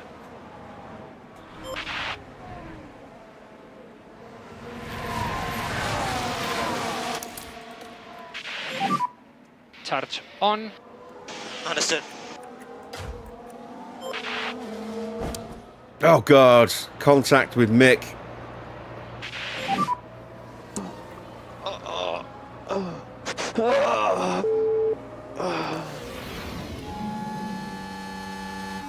Max a little too excited in the car there by the sound of it.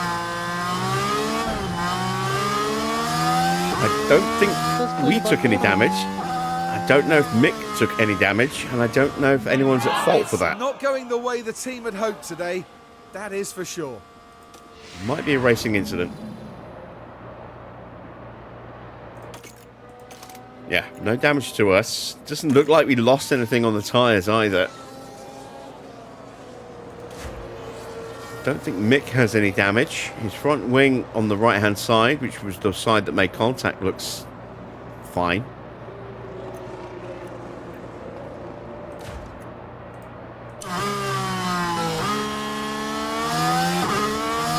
No penalties given. Racing incident. All right. Leclerc and Piastri back together again. New fastest lap for Charles Leclerc. We are just about to lose that DRS. But Max is going to make a move. He's going to have to do it now. He's lost some confidence as a result of that little love tap there.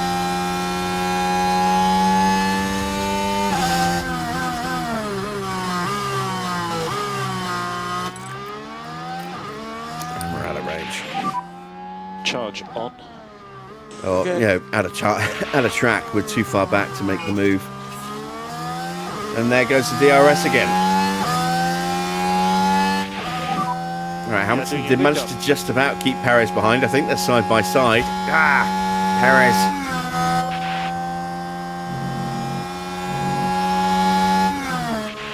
And again, he covers the line, so we have to cede the position.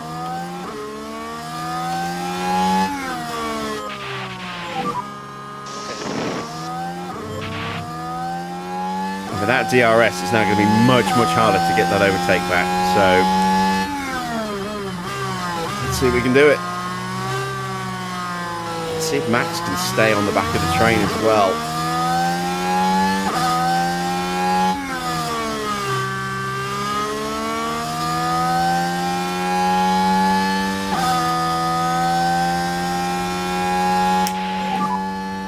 Entire face update when you can. Again, this is one of these races where I thought our pace would be better, given the exceptional quality of our drivers in the adaptability range, but it's just not working out that way.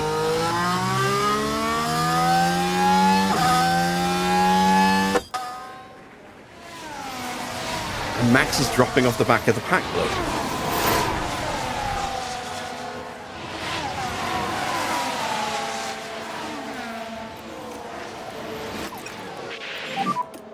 And some lift off if you can.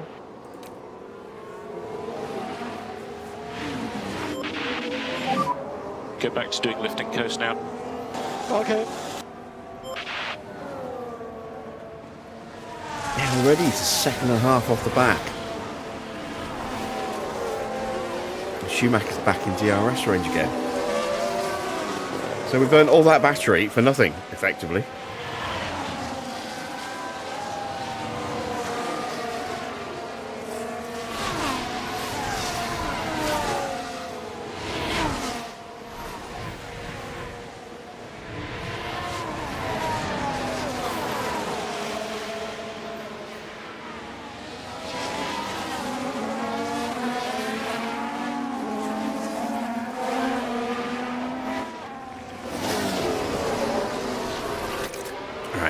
So, it doesn't look like we're going to get any more DRS now until around about lap 56, 57.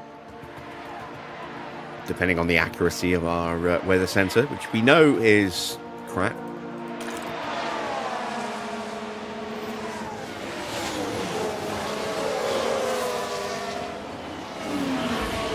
And it does look like it is just going to continually start to get a little wetter on track, so that should stabilize tire temperatures a little bit, should hopefully stabilize pace fluctuations as well.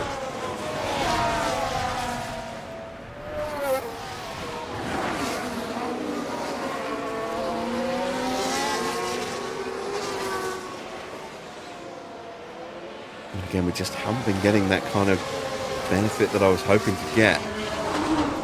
So we're about 10 laps away from our new predicted stop. Oh, wow.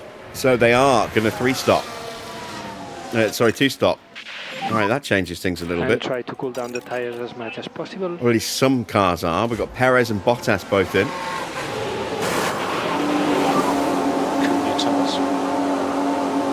Okay. Not a good stop for Perez, but he does just manage to get back out in front of Valtteri. All right, let's see what their pace is on fresh rubber.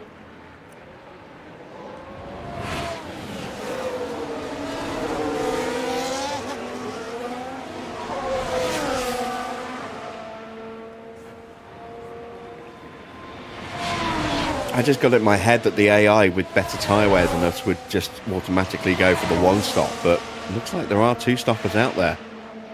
So the question now is, how many and where are the 2-stoppers?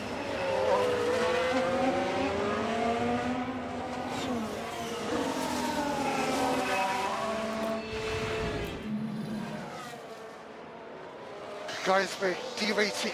Cost me a lot of that time.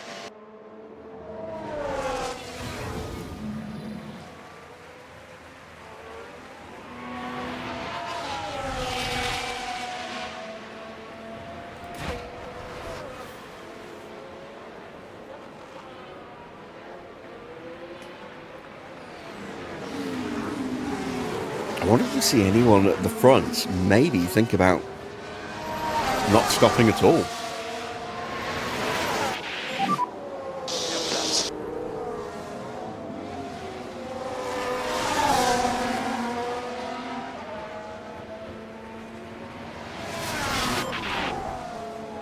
Alright, gap at the start of the lap was about 13 seconds between Mick and Perez.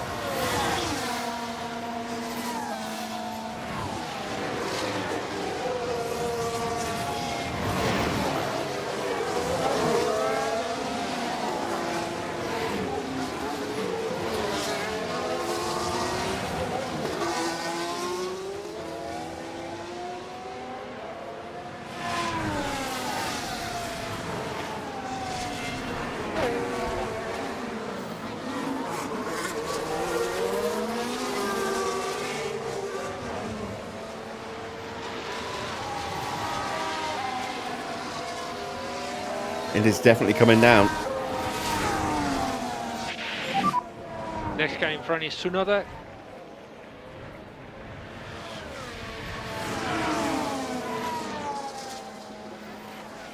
$18.6 for Max. 19.7 for Hamilton, although he got overtaken on the previous lap, and he's now driving defensively as well, which will definitely slow him down a bit.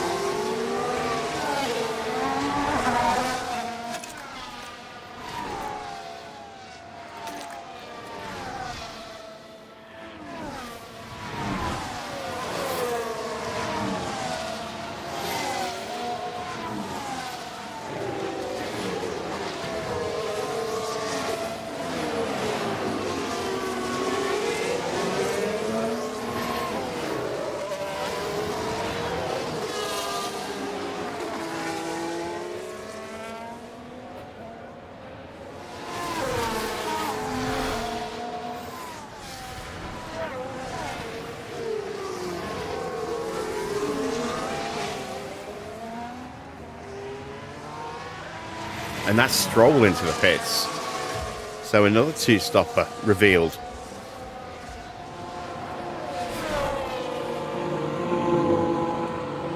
Oh yeah, look at Perez's pace. He did a 1:16.9, quickest on the track last time round.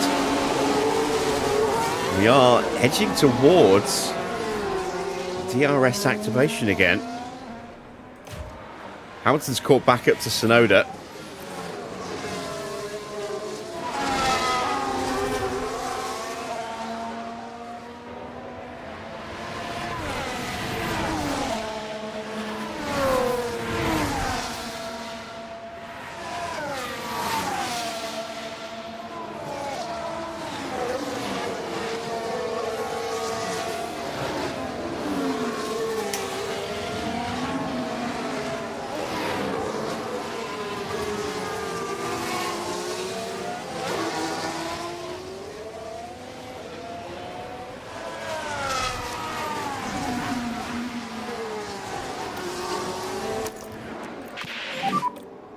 So deployed.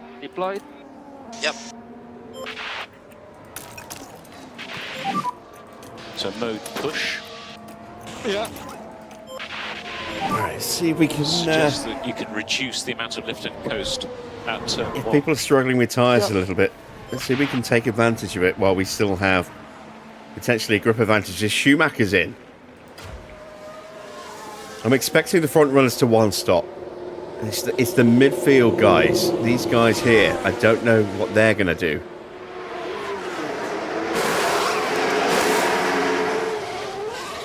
Pretty decent turnaround in the pits there.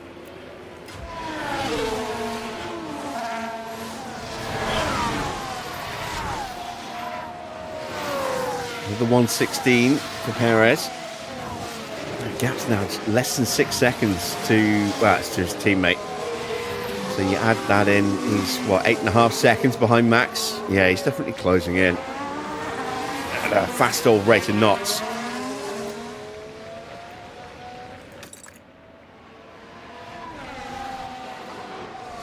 Oh wow, Bearman's in. So, did not expect to see a front runner in this early.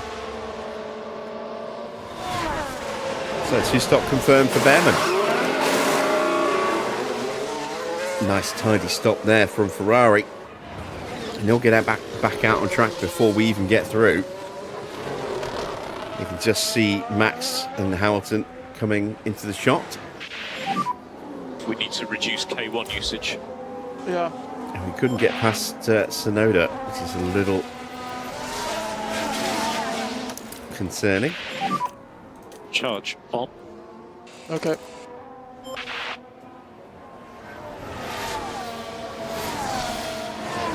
The track's getting wetter again.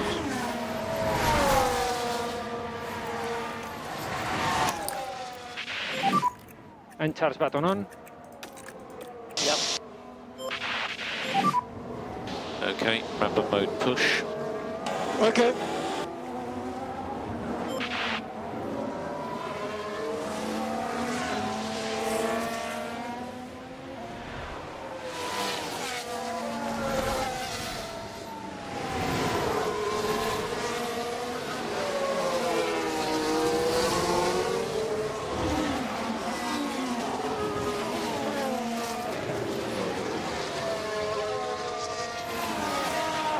Colapinto in now.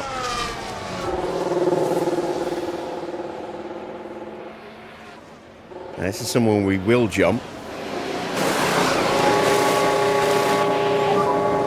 Especially when he has a bad stop like that. Okay. There's Stroll. Stroll's going to beat him into the next turn. There we go.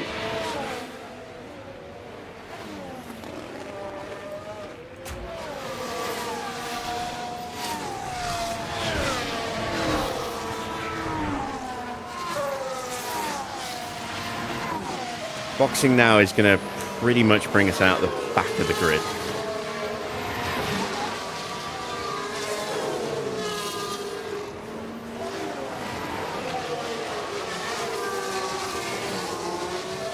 It might be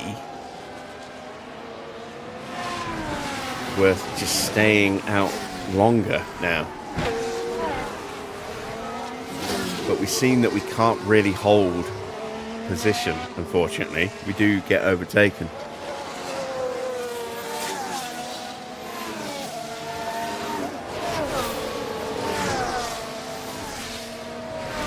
I'm not sure what to do. Do I box early? Put us We on believe it will be soon. a potential Understood. undercut to those that are one stopping? Or do I stay out and try and hold track position and then get a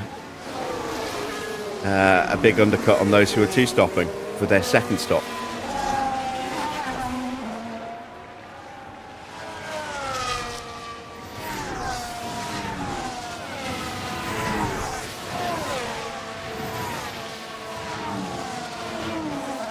Max is under pressure from Stroll.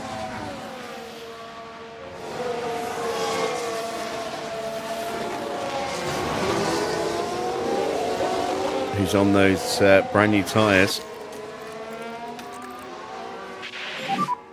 Avoid letting anyone through if possible, please. At least with no DRS, they won't be able to go sailing past us. Lawson in now.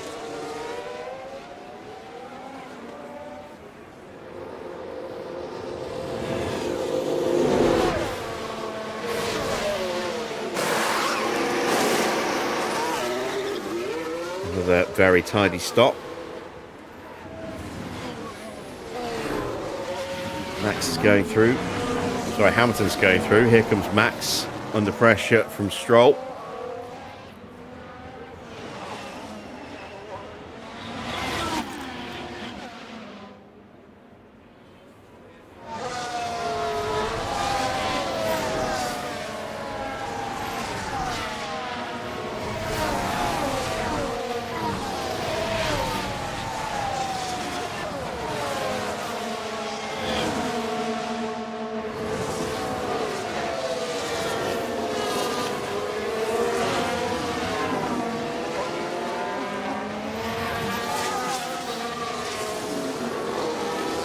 Big decisions indeed. Yeah, we got a fault for Lindblad.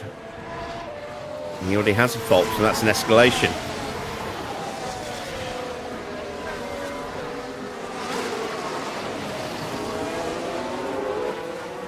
That'll certainly make things easier for Lawson. So, I mean, if Lindblad's gone to an orange fault already, then maybe he only changed 2 parts on the car, not 3.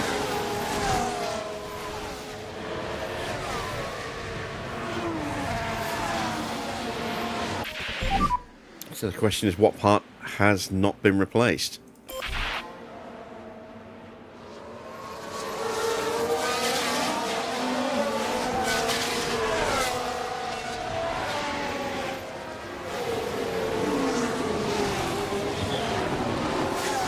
Lawson gets through.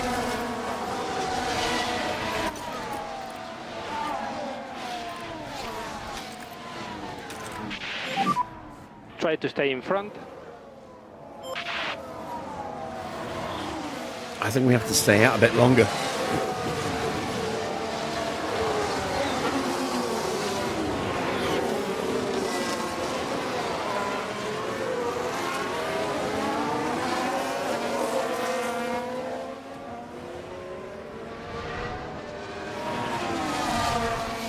I think we're almost certainly going to get a lap today.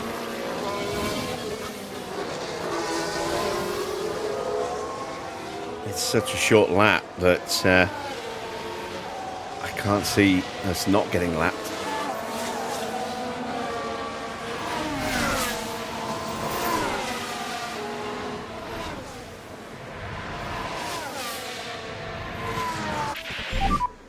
Understood.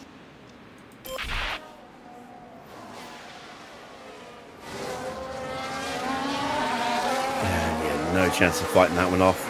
Ah, I don't know what to do. Keep up now. Track is Race is getting better in terms of, you know, the water level.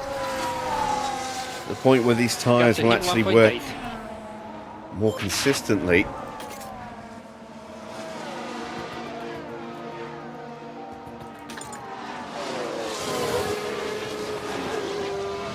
Let's burn them up. Let's get after these cars in front.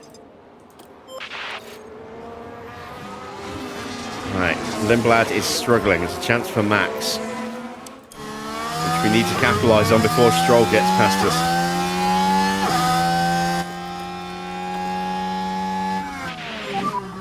Cool the car. Yeah, okay.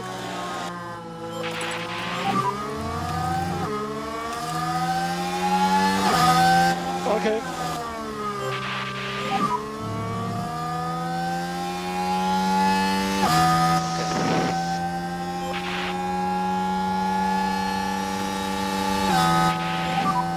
Cool the car as much as you can. Okay.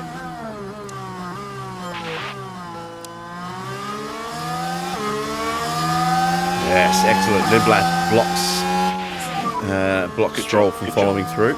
We are P16.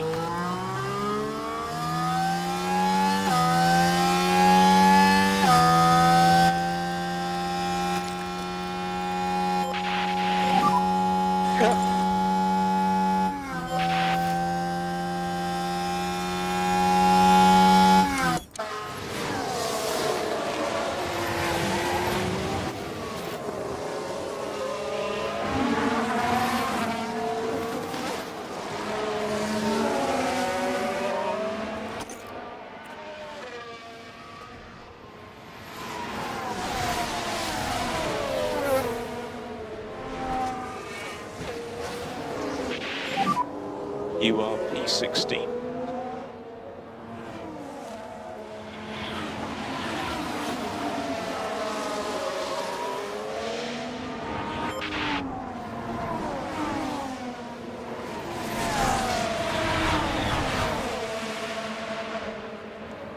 I'd like to think Lindblad will prove a stubborn line of defence against the cars behind him who have stopped, but realistically they should breeze past him one at a time. They've got so much more grip with fresh tyres. You see Stroll has already left Colapinto for dead. I'm sorry, left Lindblad for dead. Colapinto's through as well, so Lindblad lost 2 places in the space of 2 corners by the look of it. And Stroll is all over us.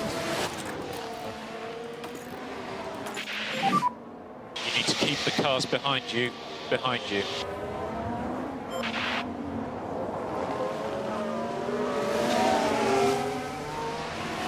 Award escalating up to orange. So that's 3 cars now that are in dangerous circumstances.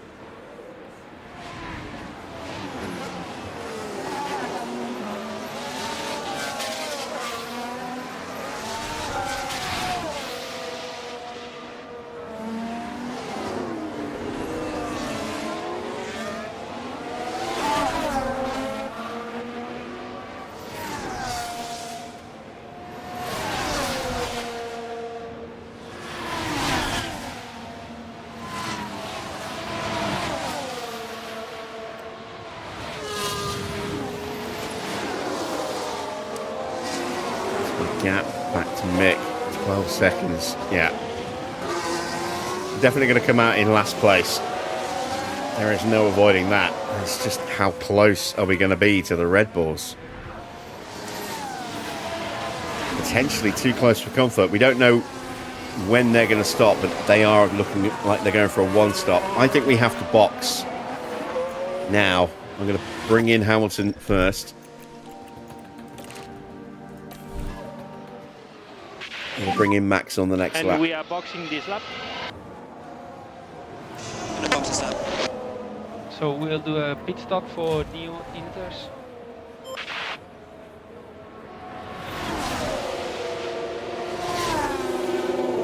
We're about to hit the wettest part of the race as well, so having fresh inters for that might really be very useful. Fine on pit exit. It's a nice quick stop, 1.83. As our only planned stop of the Grand Prix.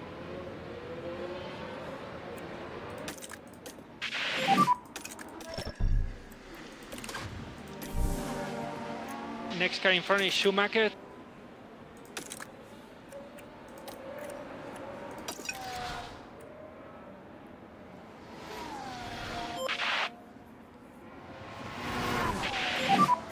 Boxing this lap. Box. We're going to box sprinters. Oh, Norris comes in. Be careful on traction. Yep. And we're going to fault for Ocon. But there! Oh dear, that's not what they need right now.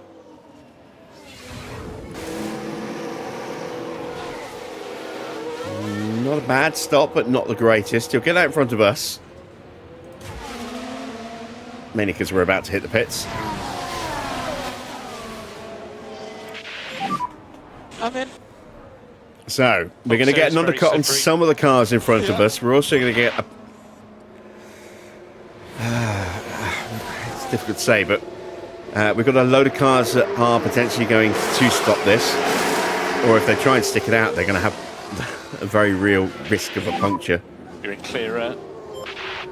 So we have a grip advantage over them at nothing else, and potentially the chance to undercut them again. And there we go, race leader Charles Leclerc into the pits.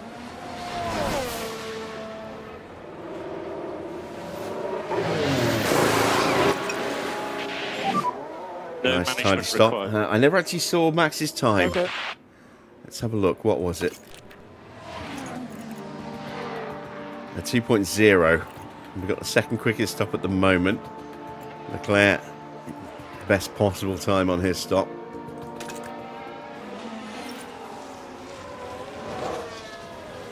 And Leclerc is popping out there. Now we've got Yuki with an issue.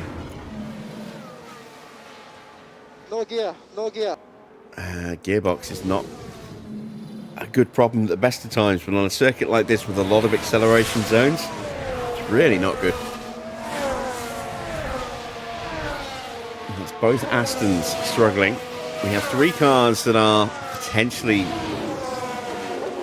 in the hunt for a retirement. Track is continuing to devolve slightly.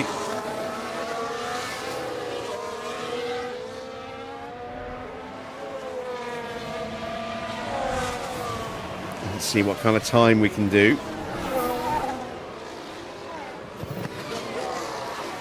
As Oscar comes in.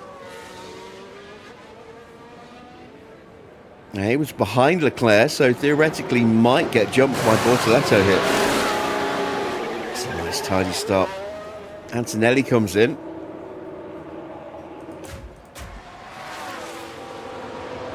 So we are getting into that window. And you can use all the boost bar. Understood. Mode push. Okay.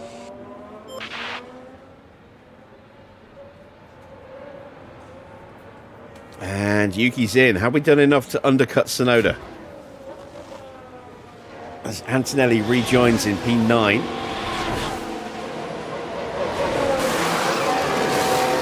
That's not a good stop. That's cost him potentially not enough. There's Hamilton. There's Verstappen. Max is not going to get him. Hamilton might. Hamilton does just.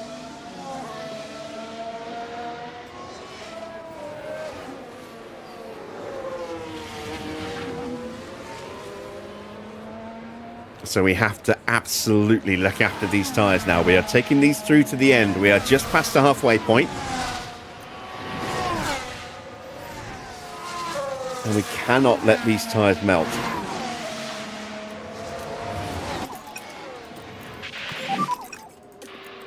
And we'll need lift off.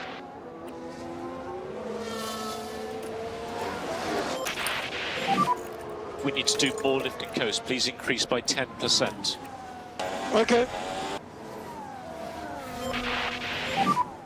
Charge on. Yep. And charge button on. Charge button on. 117.8, 117. Oh no, come on. That's just killed our undercut. Virtual safety car deployed. Stay as close as possible to the delta. And here we've There's got a yellow Gasly's out. flag. Oh, if only I'd stayed out an extra lap. Well, an extra lap, but you know, an extra few laps. But I tried to go to lap 40.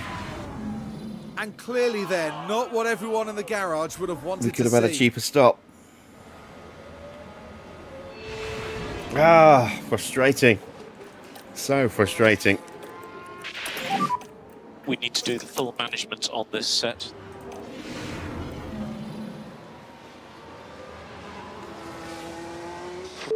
Sick. That pretty much sums it up. So, now we're in trouble. Now we're in real trouble. Charge on. There will still be some cars out there that will need to stop twice.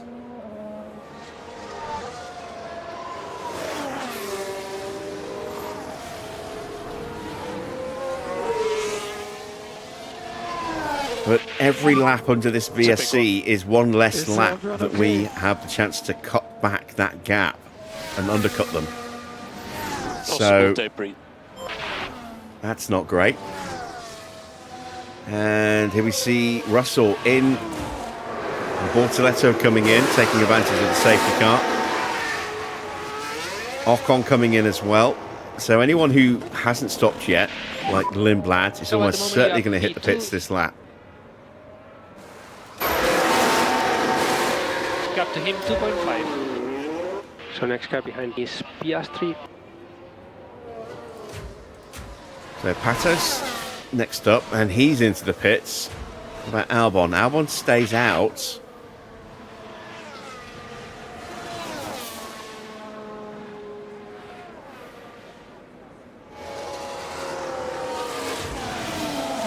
What about Lindblad? Lindblad's in. So yeah, look, Pato's going to get back out in front of us easily. Ah, damn. It was one of the cars I was hoping to undercut. So we're 18th with Hamilton, 20th with Max.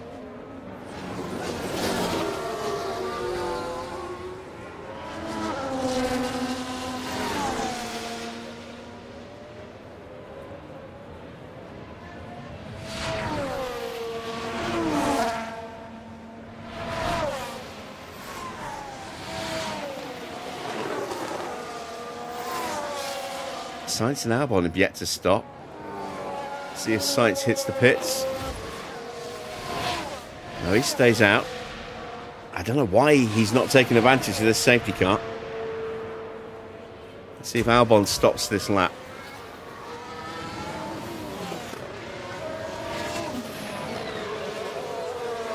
VSC's not going to last too much longer.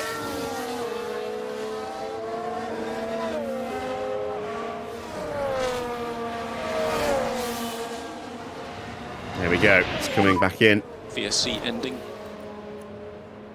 Okay. Charge button on. Okay. And tires are good to push. Albon has made an error by not boxing under the VSC. That's good. That helps. If his pace stays iffy, then we might still get an undercut on him. But now Max has got a real struggle to get into the top 18, which I did not think was going to be an issue at all in this Grand Prix. I knew we weren't going to have a great opening stint given where we qualified, but I thought we would do better than we have done.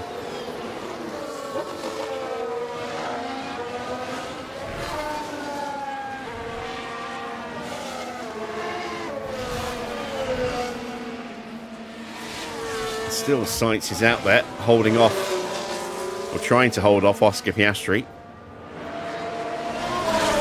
He's going to be giving up a fair amount of grip now. Here we go, Piastri just trying to drive right around him. Sainz slingshots his way back through.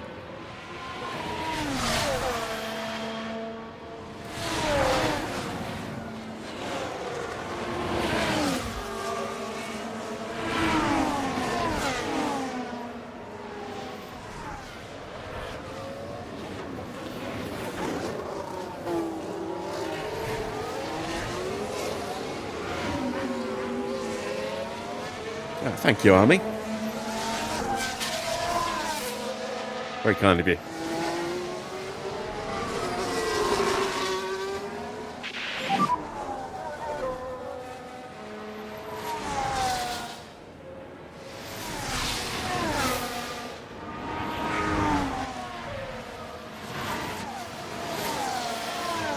Car behind is Tsunoda.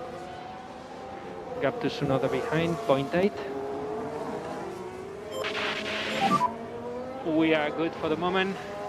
Understood.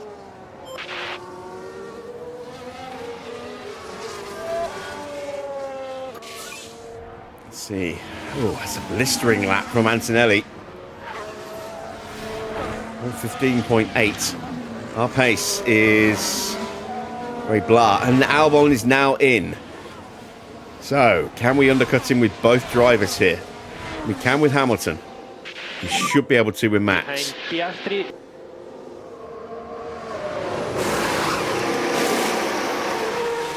Continue like this. There is Max.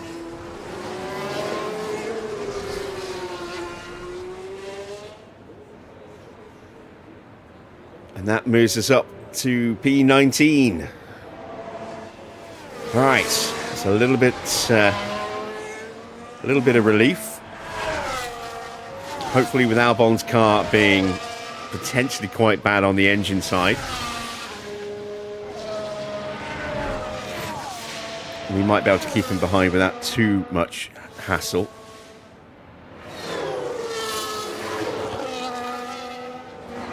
We are lapping a little bit quicker than Mick. Mick, I think, is one of those drivers that needs to stop again. Let's actually have a look, see who needs to stop again, or potentially needs to stop again. So, Bearman,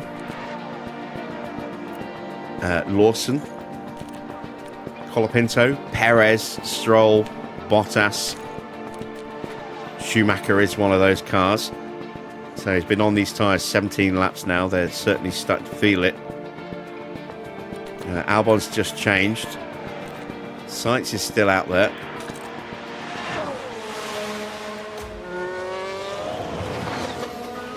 How long is he going to keep going?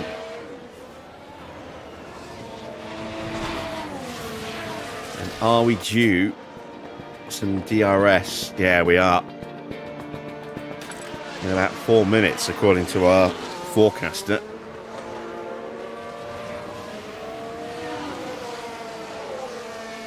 That means Tsunoda's going to be starting to put pressure on Lewis again. This is why I'm not using the battery at the moment.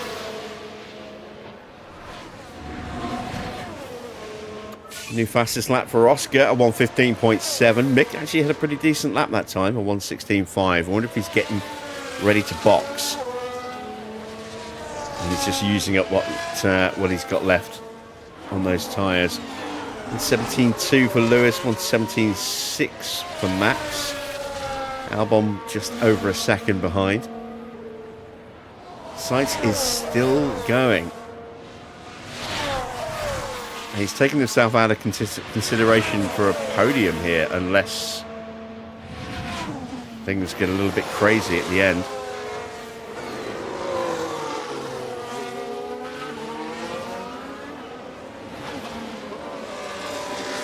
Going to try and go the distance. I did speculate that we might see somebody try and go the distance. I find it very hard to believe, though.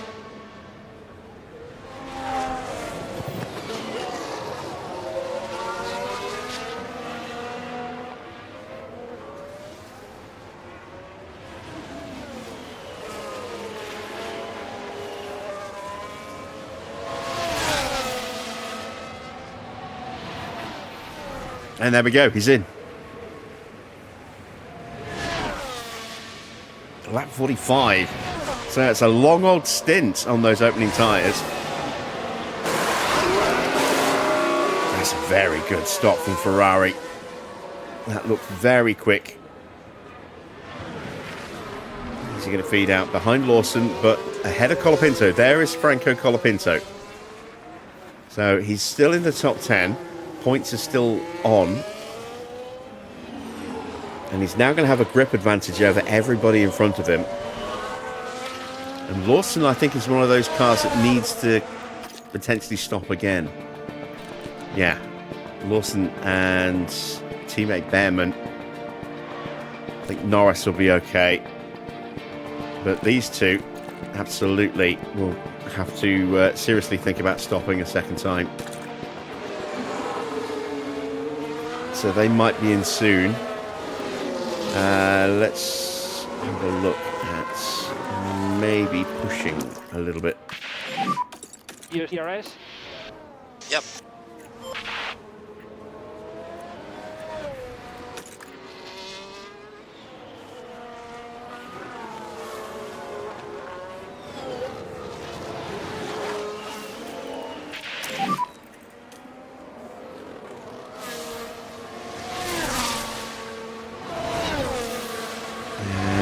Gearing up towards that DRS activation, so we're going to close in on Mick, hopefully at just the right time.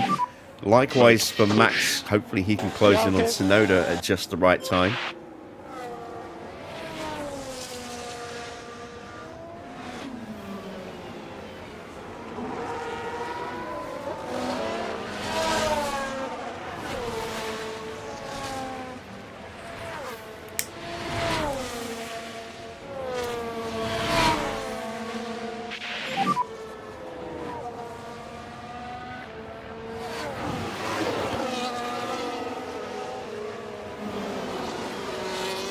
Race is long. Oh, escalation or potential retirement? I think just an escalation. Deployment. Battery. So he won't be up for retiring. if his battery fails. He'll still be able to carry on. He'll just be losing a bit of pace.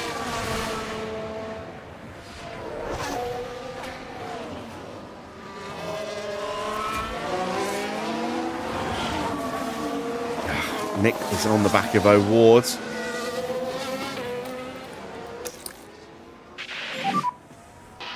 And charge button on. Yep.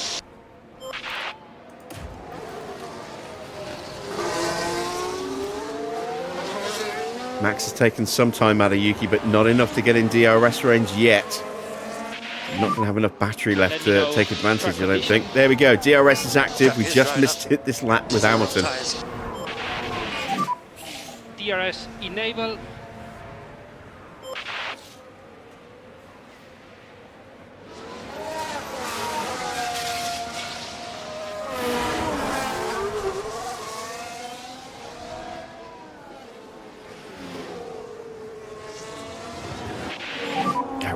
Next year's car is good. I know I say this every season, but Got to him 0.9.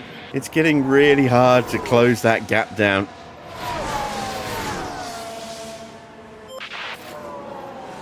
Oh, Stroll with an issue now. Problem with the shift.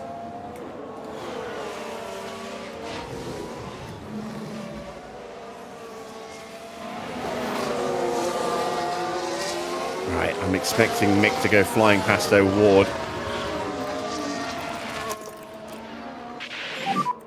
Use the energy. Understood. Charge on. And he does. You need to keep your cable No, he usage doesn't. down a bit, otherwise you'll just run out of battery and then you'll just be taken by everybody. Okay.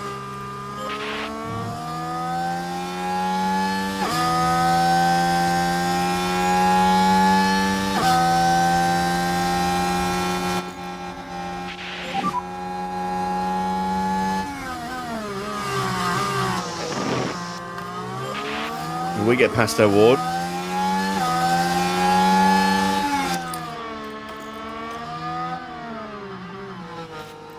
And Max was not close enough. Oh no, Max has got Yuki. When did that happen? We missed it. Charge on.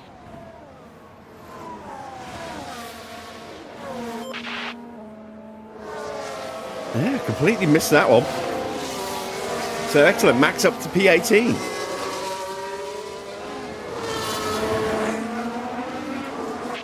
Right, back to Hamilton. Tucked up behind Mick. There's progress to be made. Charge button on.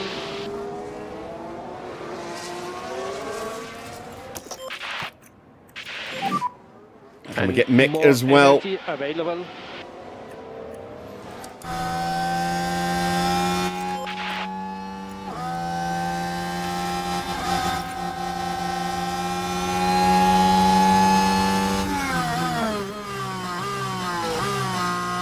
Yes, we can, and the track is going to start getting wetter again very quickly.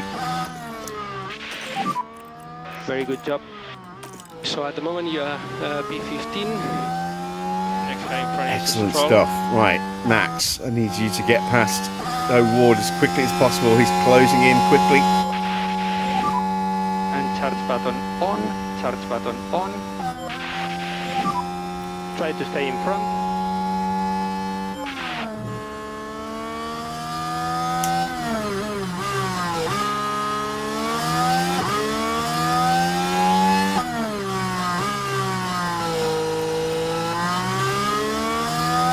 A little bit of overheating for a short period of time, so I'm not too worried about that. And I need to make sure we are able to defend against Mick. Charge button Do on. not want him trying to punch back through under the DRS. Thankfully, O'Ward's actually putting Mick under a bit of pressure.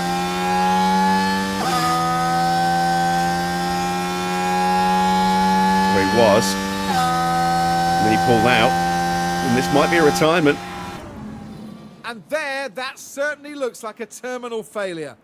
What a shame. It is somebody behind us, though, which is not going to help us.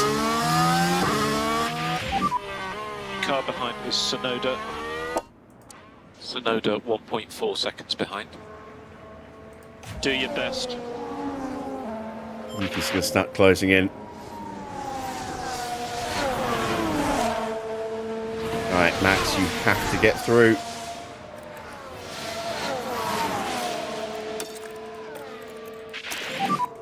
We don't need to worry about management on these tyres, just push them. Ah! That's what I meant to do.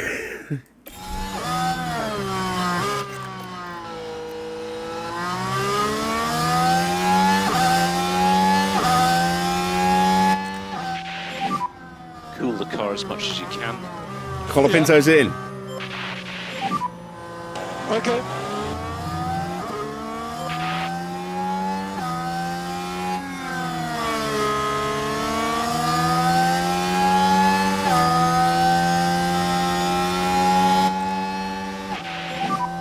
Cool the car.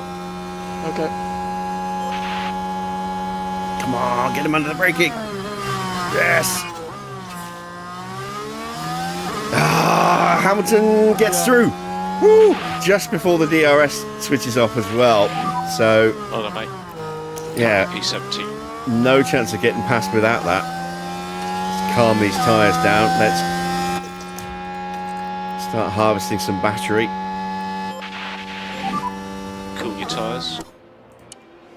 And now we have a little bit of leeway, a little bit of wiggle room. Charge on. I'm in no hurry to try and overtake Mick because I'm pretty sure he's going to be boxing again in a moment. So that'll put me up to P16. Albon hasn't called it quits yet. Lawson's into the pits. Don't know if I can get ahead of Lawson. This focus is a long race. Let's drop the battery and see what happens. So deployed. I think it's too far ahead.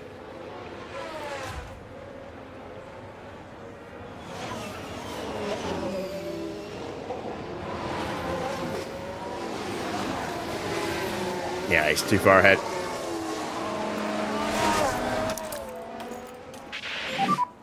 Charge button on.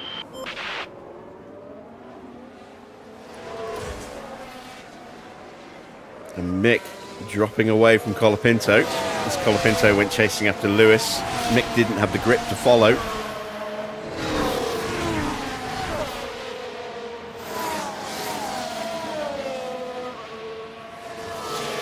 And surely that's an engine on fire now.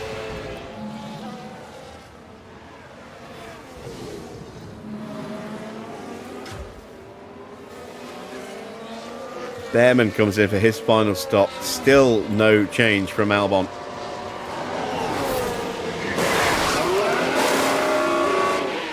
Nice tidy stop. I think his teammate's stop was better. Let's have a look. Okay, let's get on it. Still everything to play for. Wow, 1.944, eh? Thought it was quicker. We still had the second quickest stop of the day. Bearman will come out in 9th. Behind his teammate, so 2 Ferraris, 8th and 9th right now.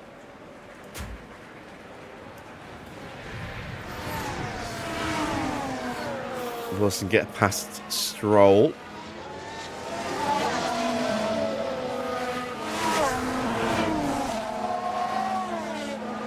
"20 laps to go, including this one. I think we might actually have to try and punch our way past Mick if he doesn't stop very soon.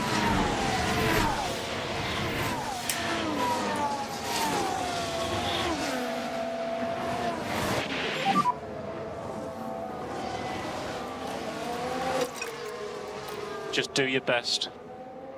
Hamilton's caught Stroll. Just pick up the pace.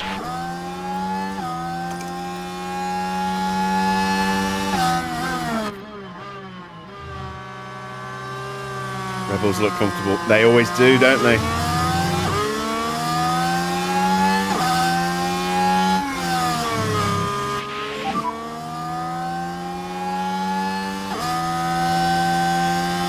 Continue like this.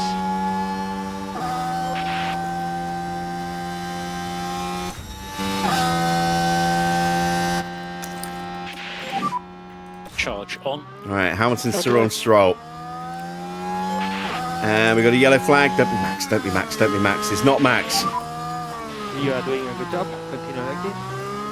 Lock up for Here's the Lindblad. replay. He's So behind here us, we I are think. following Oh, the yeah, a Alpine. long way behind. Getting lapped as well. All right so far. Struggling with the car.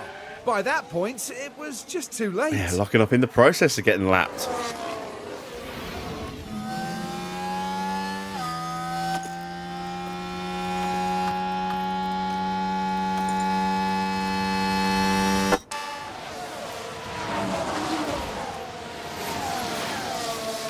All right, Can you go mode Mick is push slowing us down. Okay.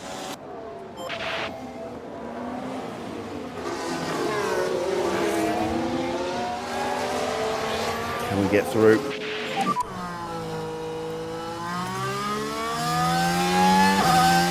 A long way to go.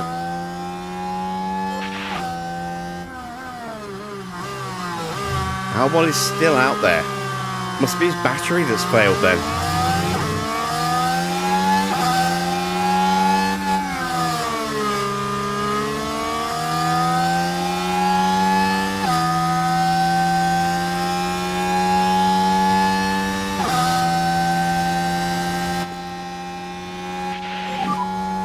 Okay.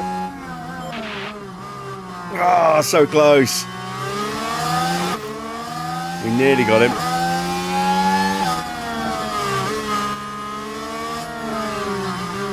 Is Hamilton cooling off? In what way?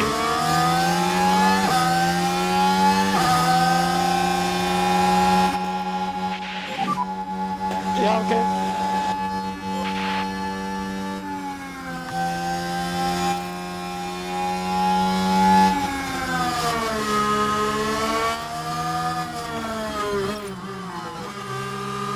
Fastest lap for Bortoletto, 1:15.2. Yeah, there's not much we can do.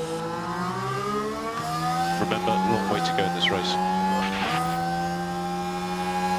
What am I doing now? I'm trying to get Max past Schumacher because Schumacher still hasn't made that to stop. reduce K1 usage. Well, yeah, right. It certainly looks like they've developed a fault. If I remember rightly, it was gearbox issues for Tsunoda.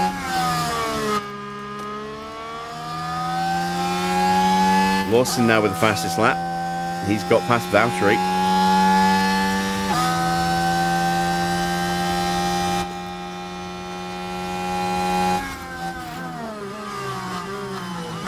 Damn it. We're stuck.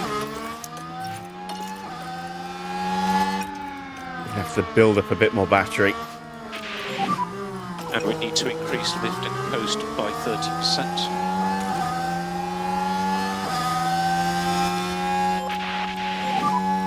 And we need to increase lift and coast. Okay, remember mode Looks like they're push. closing in on Valtteri as well. 1:14.89. That is very quick from Valtteri. I mean, he caught and cleared Valtteri really quickly, did Liam there.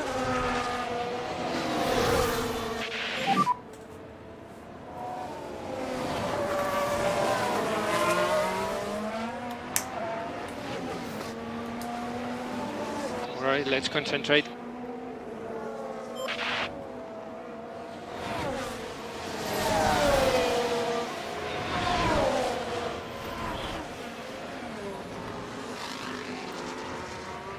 Come on, keep him behind, keep him behind.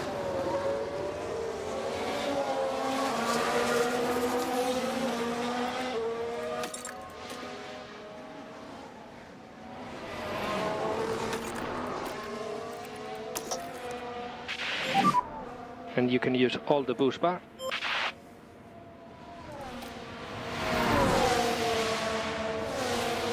He's got that run on me. He's going to squeeze me out. Race is long.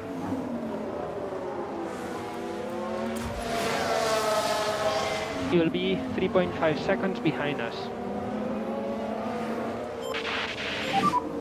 Charge on. Understood.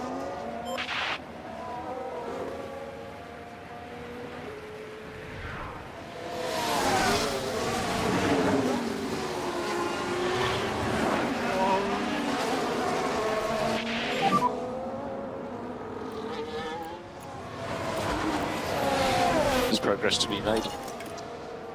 15 laps to go. And we need to take care of these tires. Yep. And Stroll's in.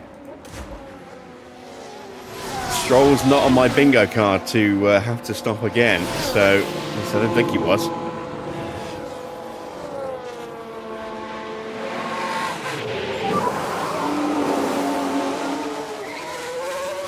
Decent stop. Continue, keep going.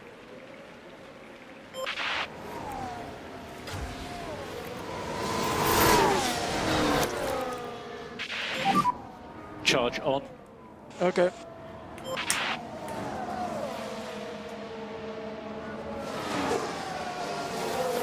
Fourteenth and 15th is not good enough for the board. And they are not going to be happy with this result. The sponsors will be happy though, and that's more important at this stage.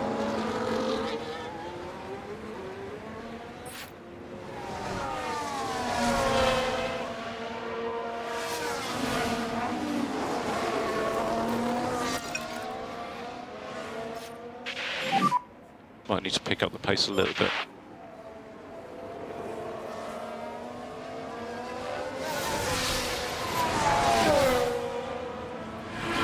Pinto's getting a little frustrated with Valtteri and finally gets through.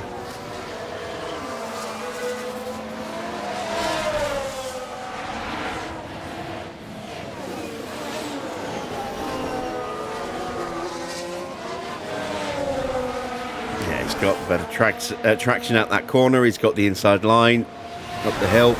Yeah, he's through. All right, let's see if Hamilton can get himself ahead.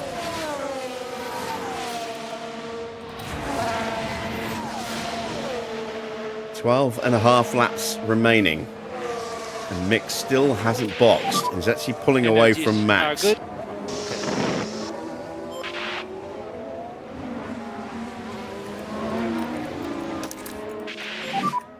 And charge button on. Charge button on. Understood.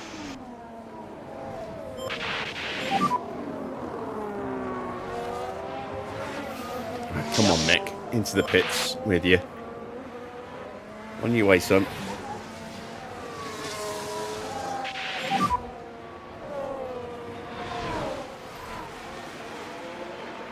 No worries, mate. He's staying out. I think he's going to try and go to the flag at this rate.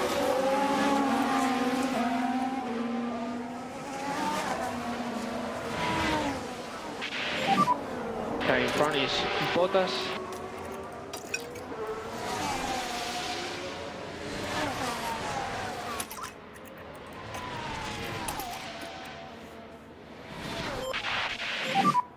So increase pushing status.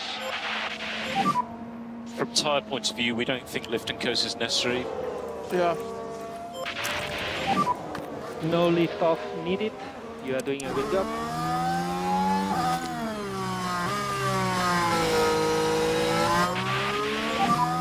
ERS.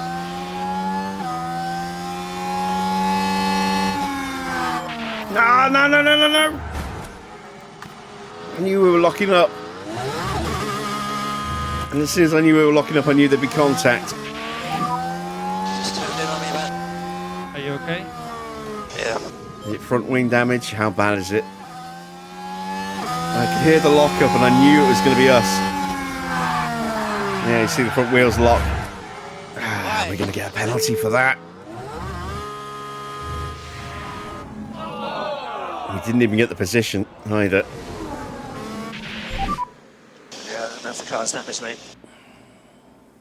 I will come back to you. Some front wing damage. I don't have a big enough gap. I've got to keep out. I've got to stay out and just hope that the damage isn't too severe. Could I also hear the chuckle? I could hear the guffaw.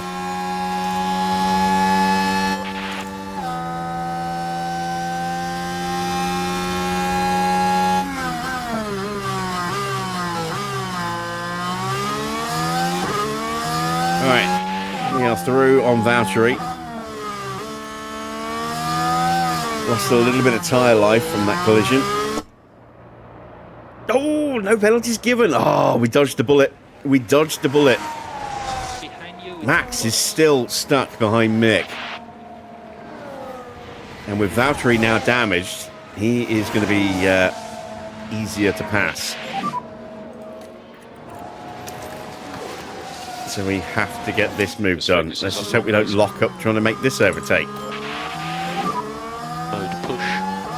Okay. Crazy. Yeah, we don't often get fortune like that. Cool the car as much as you can. Normally, in a situation like that, we are getting an absolute stonewall penalty, whether it's justified or not.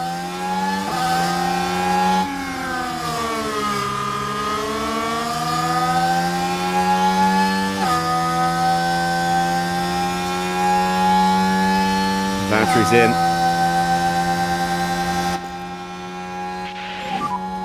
Cool the car. Come on! Up inside! Yes! Yes!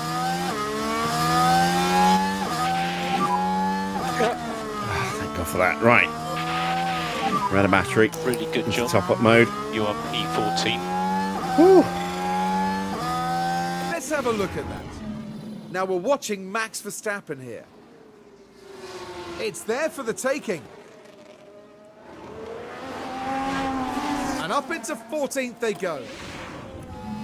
Oh dear.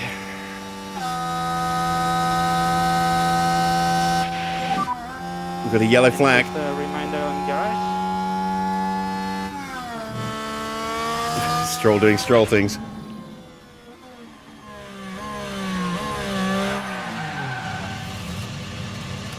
No. No, no, no.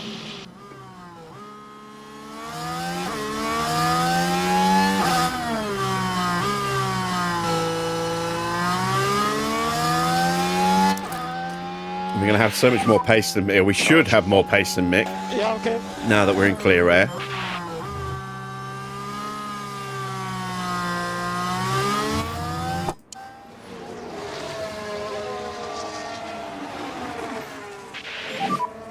You need to keep your K1 usage down a bit. Oh, otherwise you'll just Lindblad run has out of battery retired. And then you'll just be taken by everybody. Is that a part failure? Must be. Pulled into the pits.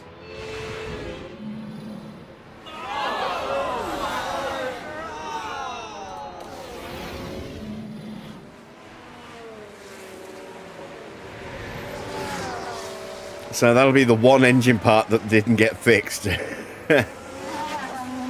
took a 21 place penalty to start the back of the grid to put 2 new parts in, and then the other one failed.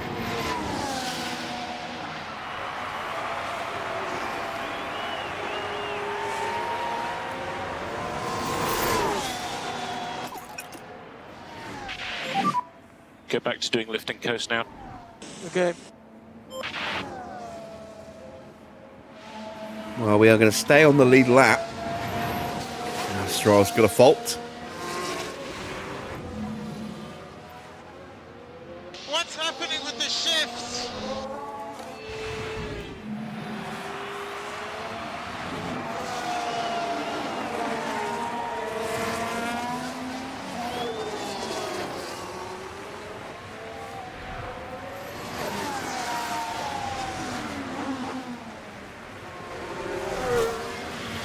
Couldn't help spinning. It was something wrong with the shifts. It's the shift's fault, not mine. And we need to increase lift and coast. Oh, Perez is in. That's another place for both cars. Is there yet a chance of a point if we get some whole lap punctures? Good stop. Nice and clean, nice and tidy.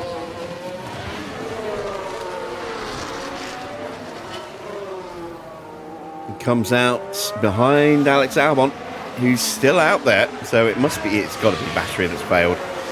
And he's also a lap down. Leclerc's already gone through. It's Oscar Piastri there. Piastri puts a lap on someone. No, he didn't. Or did he? Yeah, no, he did. I think he put a lap on Valtteri, and so did George.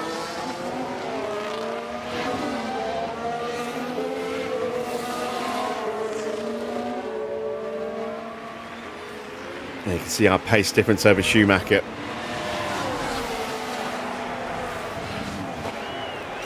So my hope now is that Schumacher punctures. This is a terrible thing to say, but I hope he tries to stay out and his tyre punctures and causes a little bit of carnage for some of the cars that are trying to come through. Maybe slow them down a bit, give us a chance to try and haul them in.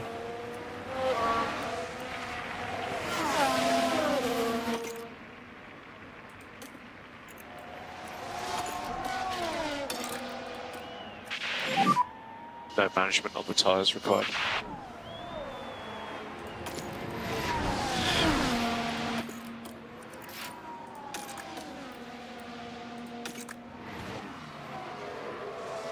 Max is lapping a little bit quicker because Hamilton's got that wing damage, so if he gets close enough, he'll automatically pull over for him. Ooh, it's another yellow flag. So there It's was a crash. There is debris on track over there. Who's caught up in this? It's Sainz. Sainz and Ocon. Minor contact. But Bearman capitalises.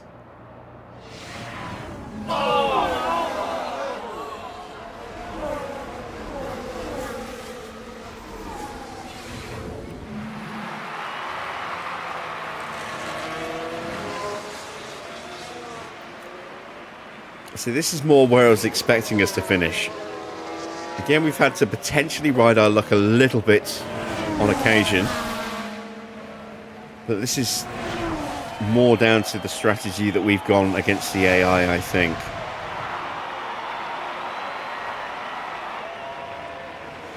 Certainly helped by Gasly's early retirement, taking him out of the picture. It's one less car mate to worry about. Lindblad, I think we always had the legs on today, given the strategy.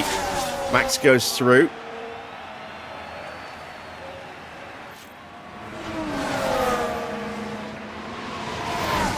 Ward having the issues that he's had has certainly helped us. Could argue the same for Stroll, but you know, he was on a different strategy and we've undercut him very convincingly.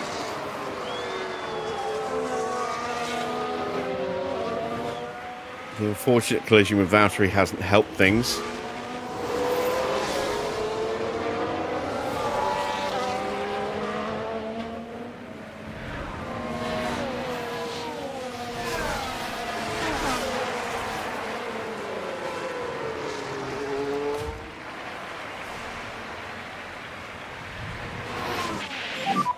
Five laps to go at the end of this lap. Okay. We should just about stay on the lead lap here. And Bush.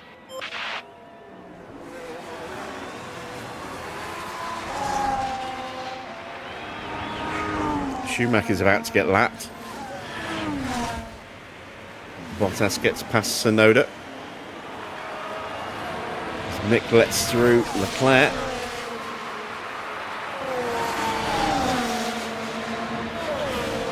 And then shuts the door back on Pato again.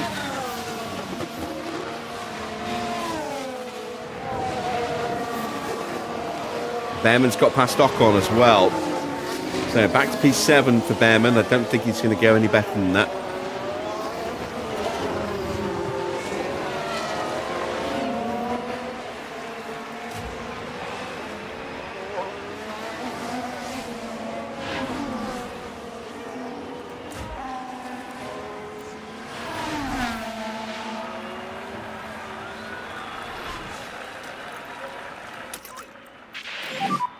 We don't think we need any lift and coast.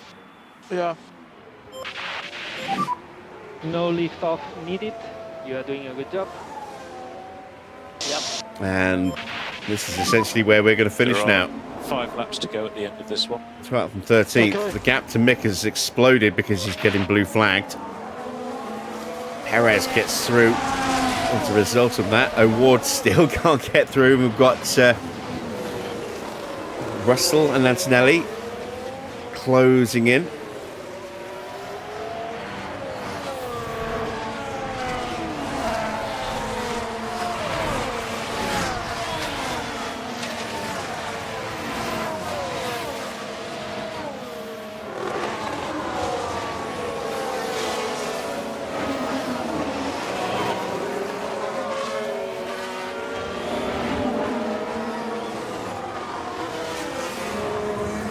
Can Pato get through this time?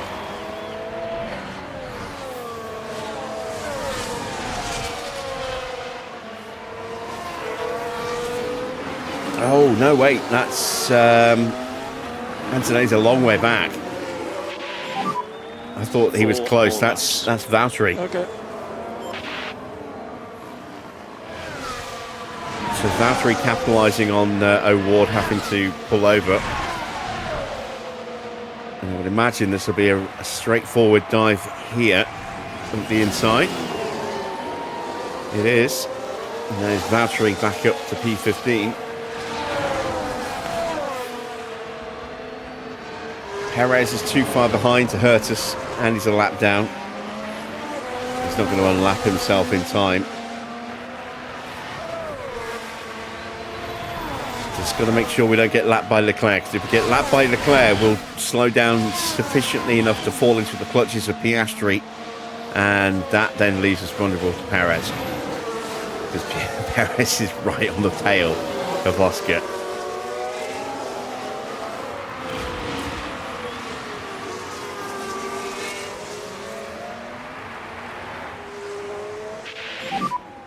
Entire phase update when you can, please. There's still some life left in the tyre. It's been a difficult one, this one. 3 laps to go. And I'm not sure how much easier it's going to be in Hungary.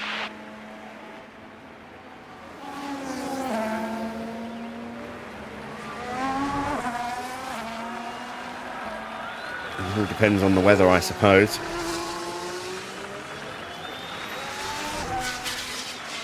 We have 4 mulligans going into this Grand Prix. 4 races where we could afford not to score points. As long as we scored points in all the others. We're going to use up one of those mulligans today. Unless something The left rear is insane gonna get happens on. in the next Okay. lap and a half.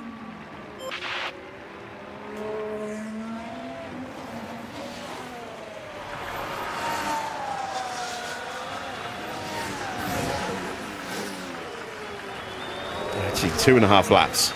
Or 2 and a bit laps. Ah, don't get lapped, Lewis. And more energy available. Understood.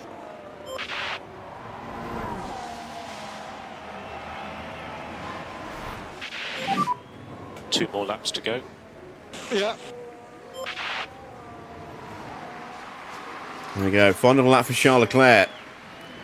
We were saying how his season really needs to get going, and he needs to start chipping in big points. This is a good way to do it. He's on course for the win. Just less than 1 lap to go for his first win of the season.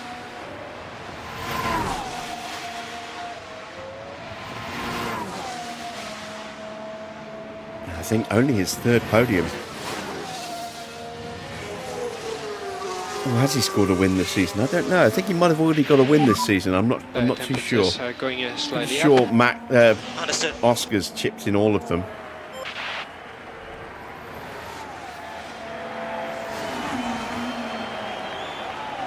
Right, we're staying on the lead lap, which means if something happens to one of the cars in front of us, there might be a chance of getting a place. I'm looking at Ocon car failure.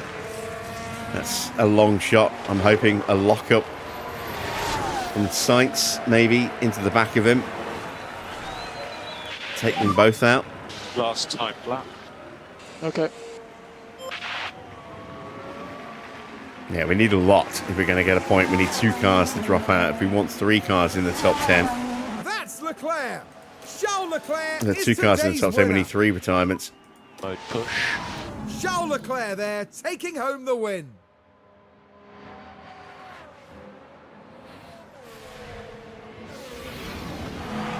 I don't think anyone could be disappointed with a race like that. A consummate professional through and through.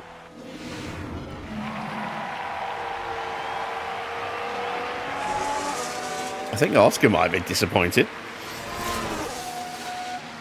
Just a thought.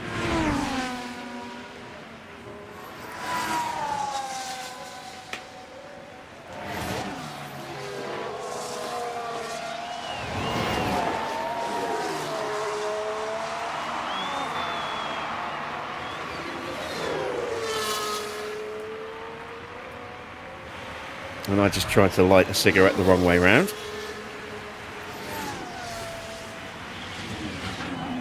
Filter destroyed. It's been a while since I've done that. All right, so across the line then. At his home Grand Prix, Max will take P12. Not points. He does finish ahead of Hamilton, mainly because Hamilton damaged his wing, so I told him to. But that's a much improved result based on what we were looking like after the first half of the Grand Prix. Yuki Tsunoda makes his way back after the events of that race. We'll take it.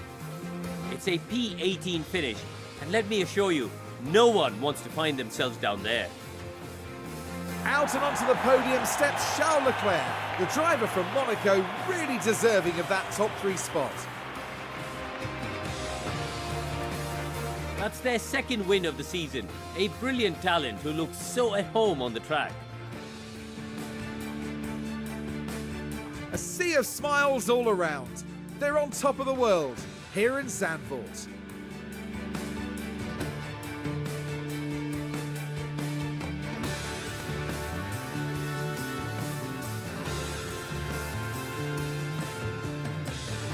Well, Karun, how do you think they'll be feeling in the team garage at the end of that?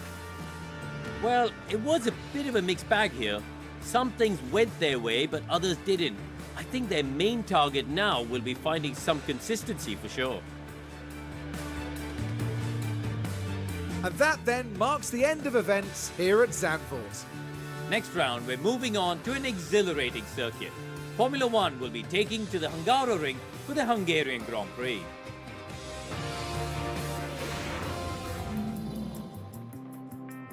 I wouldn't necessarily call Hungary exhilarating. In the same way that I wouldn't call Monaco exciting. This is how they describe Monaco. So, confirmation of the final result. It is Charles Leclerc who takes the win, with teammate Oscar in second. George in third. Another podium for him. The good, strong results for him keep on coming. It is fourth place for Antonelli. Bortoletto in fifth place. Chips in some good points for McLaren, as he needs to. Out of contract at the end of the season, might not get renewed, so results do need to pick up if he wants any chance of retaining that seat, I think. Norris in sixth place, and decent recovery from Norris, considering he started, he qualified outside the top 10, but then started in 10th thanks to Lindblad starting from the back of the grid. Bearman in 7th. The two-stop did not work for him, which is why he ended up dropping down a few places. Ocon in 8th, then Sainz in 9th. Lawson got himself up into the points to give a point to Williams. So Ferrari have picked up 8 points today. That's going to close the gap to us. Williams have closed the gap by 1. No points, though, for TGR, which is helpful. So it's only one of the two teams tied behind us that's going to close us down. Then outside the top 10, we have Colapinto in 11th. Verstappen 12th from the back row to row 6, not too bad there. Hamilton up 3 places for 13th. Then Perez in Bottas, Schumacher in 16th, O'Ward 17th. All sorts of issues with his car. Snowder in 8th, Albon down in 9th place, 10th place for Stroll, 20th place. 2 retirements, Lindblad and Gasly. Gasly hit the barrier and brought out a VSC, and Lindblad's car just packed in. He had to retire it. So a bit of a shame for him, especially after that big penalty. Into the drivers' standings then. It is Oscar top with 213 points. He pulls out his gap by another 3 over George Russell, who's on 178. So we have a 25-point gap, a 35-point gap, 25-point gap. I was right. No, 35-point gap. We'll get it right. I was right with 35 points. 35-point gap at the top. Then Antonelli in 3rd on 161, Norris in 4th on 149, and Leclerc, is that his first win or his second win? It's his second win. He's on 132 points now, 25 points gained. He's closed the gap quite nicely to Norris there. No points for Yuki, which has allowed Ocon to get within a point again. Those two are just so hard to separate at the moment. Hamilton on 65 points. Bearman moves above Max Verstappen into 9th place. He's on 49. Max staying on 43, but still in the top 10 just. Then Gasly with 42 points. Albon 34, 2 points for Sainz, brings him up a place, or up 2 places actually. He jumps Colapinto and Bottas. He's now 13th with 32 points. Bottas and Colapinto both on 31, with Lindblad on 30. Lawson on 29, 10 points for Bortoletto, brings his tally up to 28. So he moves up, a little bit closer to Lawson, but he's still a long way behind his teammate in terms of points. Perez has 10 points. Stroll has just the 4. Schumacher 3, O'Ward 2, and Hadjar 1 point at the bottom of the standings. In the constructors, 345 points now for Red Bull. They scored more than double Mercedes' tally today, so that gap now 35 points. Not 25, 35. McLaren are now over 100 points behind Mercedes.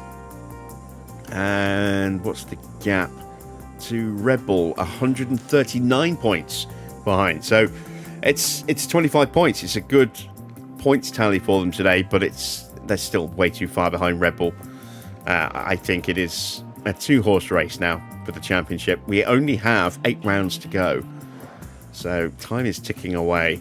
Aston in 4th on 161. No points for us. We stay 5th with 109, but those 8 points for Ferrari see them move clear of TGR, and they close the gap to us. They are now just 28 points behind us. Then it is TGR with 73. Williams now on 63, so we still have a healthy lead over them. Maserati and Nissan still tied on 33 points apiece, and Audi still bottom with 14. Into the pit stops, we kept the second quickest stop of the day, thanks to Hamilton's stop of 1.83. Red Bull got the quickest stop and the 10th quickest stop as well, for 26 points total. Mercedes taking 3rd, Aston 4th, Audi in 5th. Then it is McLaren 6th and 7th.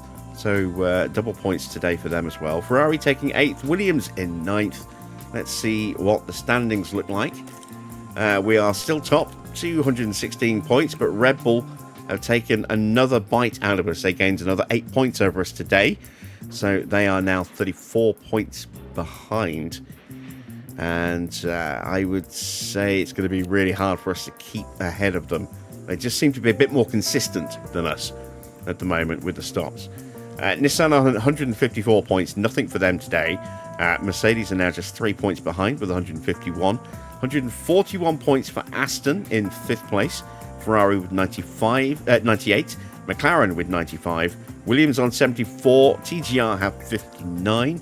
Audi gaining 10 points, they're now up to 36. And just the 6 points for Maserati, whose pit crew has really been struggling this season. And there you can see our one and only stop for each driver. Initially good enough to get on the board, but as the race progressed and more stops came in, it just wasn't good enough in the end. So, yeah, just the one driver chipping in there. But both drivers chip in with the sponsors. Maximum money earned again, 2.658.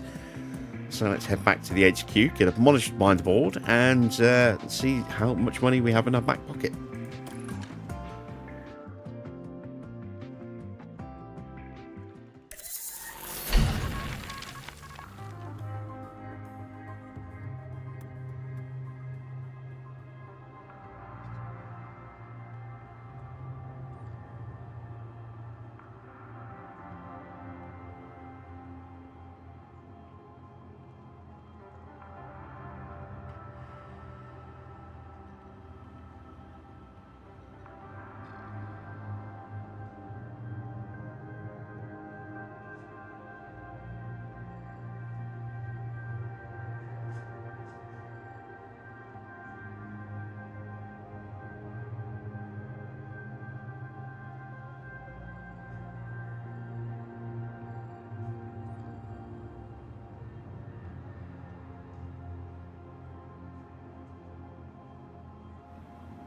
Alright, our suspension project is done.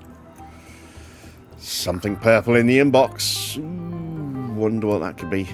Kind of nervous about that. Let's take a quick look at the board confidence. They're still medium, so that's okay. They were disappointed with the race result, as expected. Did the contract we offered him? I'd completely forgotten we'd offered him a deal. On a $1.5 mil deal. Okay, we'll confirm that hire. That's him coming in next season. Do some development work for us. Let's take a look at the financial regulation changes. Reducing the cost cap. Yes, let's vote for that.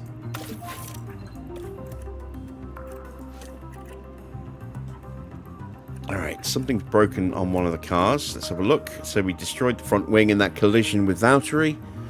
And the old side pod has failed. That's okay. We're going to have a new side pod for Max going to the next race. The engine and the gearbox both stayed out of the drop points, 50% and 40%, respectively there. So that's good. A wet race certainly helped that. What are we missing here? The front wing. There we go. So we've only got one spare front wing. We'll have to make some more of those. I haven't got enough for another. Well, I've got enough just. How close are we to the end of the month? Well, we've got time. There we go. Replacement part there. So let's manufacture another 2 wings.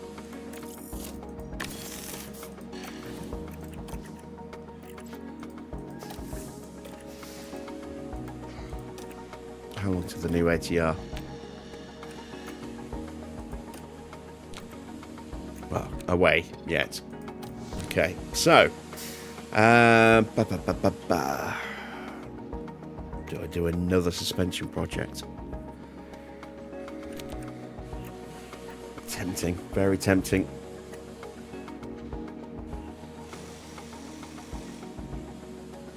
How many slots do I have available? Do I have 2?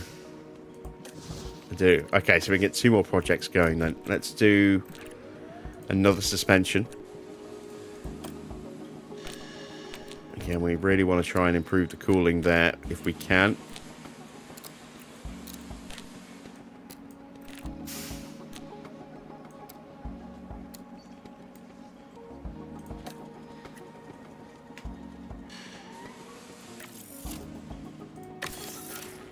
And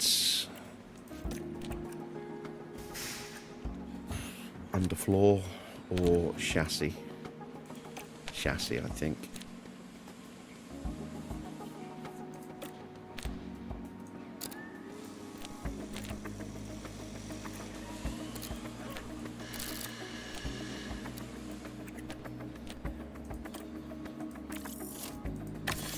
There we go. Right, facilities. Still need to get these sorted. Still need to get that sorted, but we can't afford that. Oh, tour centre's gone. Luckily, it's only 15 grand to refurb it. It'll take 9 days.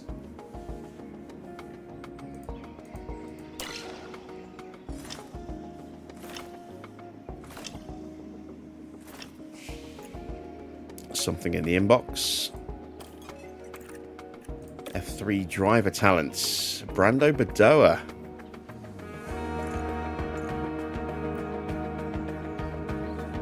Currently second in F3.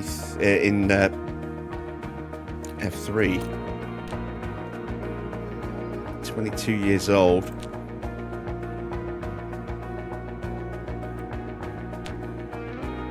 He's just not wanting to talk to us, but doesn't say why.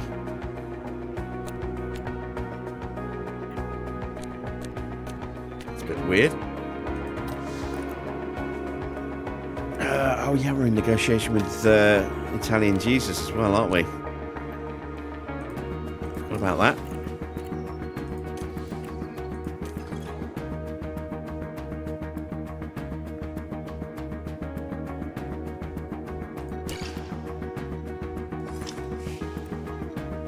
Oh, god damn it!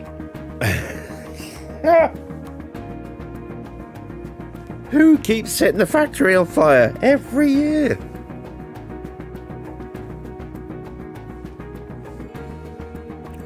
Every year, without fail.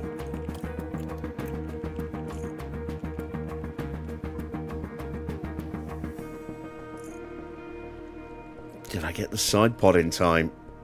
That's what I want to know.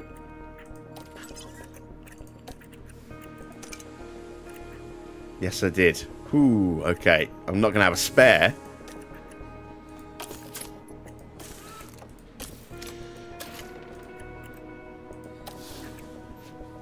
But at least we got it done. Right. So I'm going to have to shut that down then. For 10 days. Rio Hirakawa has accepted my deal. Okay, that fee shouldn't be there. So let's acknowledge. And then if we go to scouting, find him up here.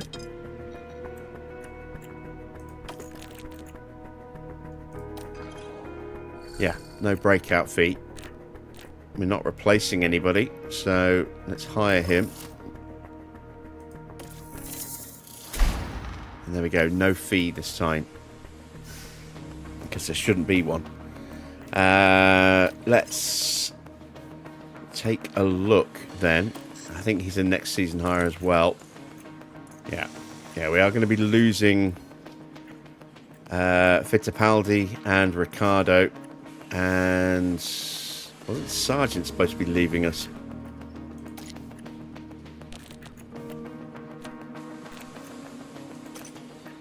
Thought he got an approach. Maybe he hasn't accepted it, or maybe they backed out.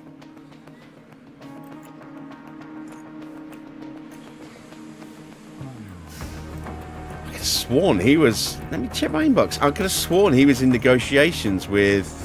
I don't know, McLaren? There we go. Oh, Williams as a driver. Oh, that fell through.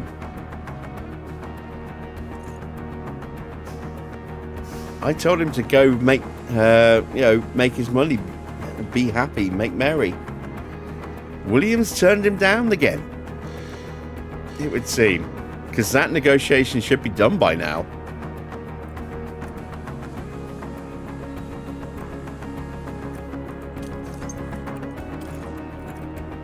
All right, I need to investigate this. So, who are their current drivers? Albon is out of contract in 4 months' time. And Lawson, who is also out of contract in 4 months' time. He's not interested. Is that because he's retiring, or is he... Oh, he's moving to Aston. Ooh, okay.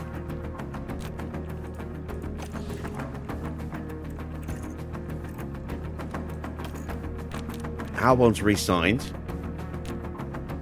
No major surprise there. In car 2. Ooh, so who's taking car 1? Surely they're not going to give Logan Sargent car 1.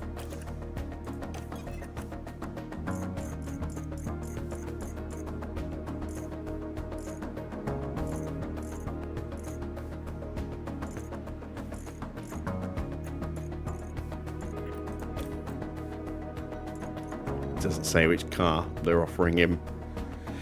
Maybe he is still negotiating with Williams. That'd be interesting.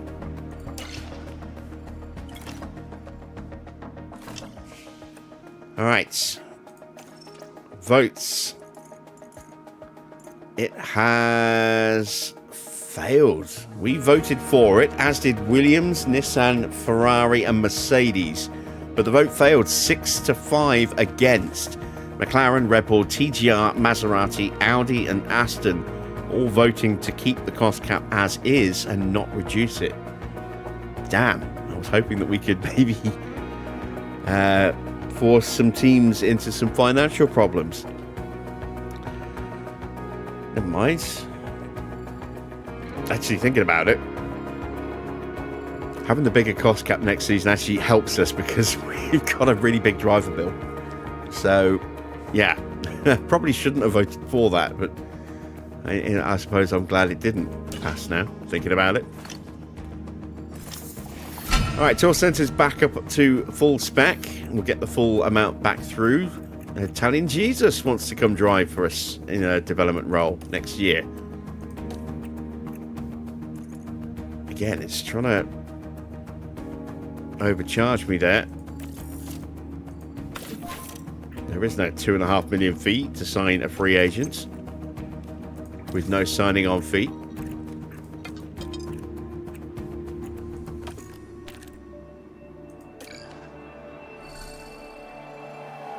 There we go. Wasn't at all happy with the salary, but oh, he's got a 250k signing bonus, so we're about to lose 250 grand. That's fine. There we go. So Giovinazzi will be joining the ranks of the development team next year.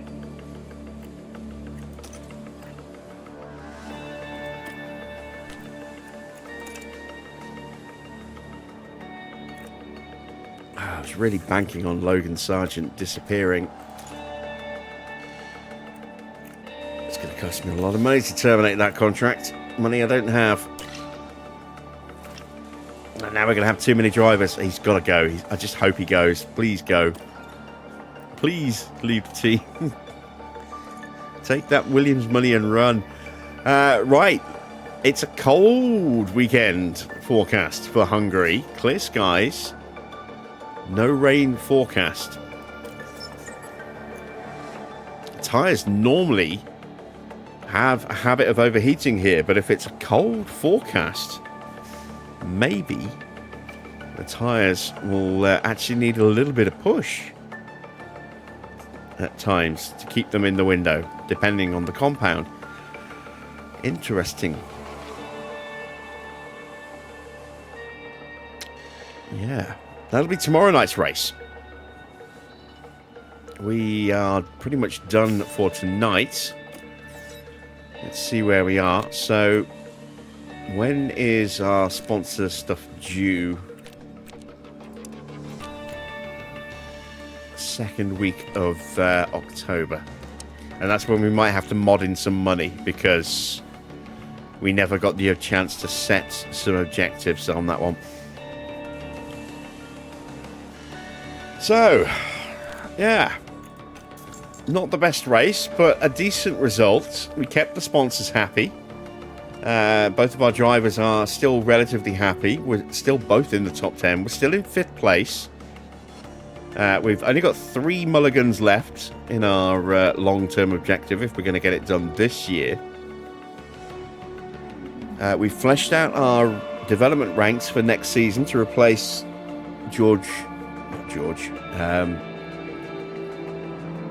Pietro Fittipaldi. I was going to say George Fittipaldi for some reason.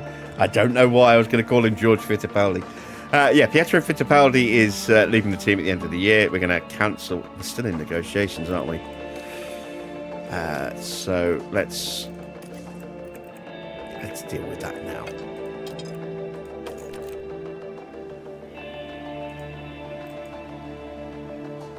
Okay, we don't need to. He turned the offer down. He's not interested. It says he's in negotiation, but he's not. So yeah, Pietro's leaving us in 3 months' time.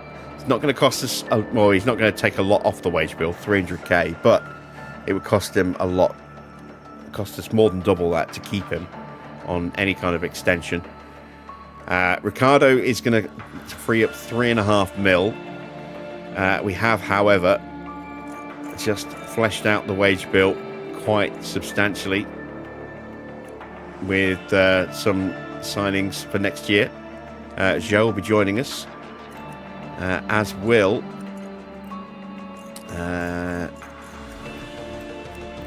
where is he? Rio Hirakawa will be joining us as well. And where is he? That's strange. It's not showing me.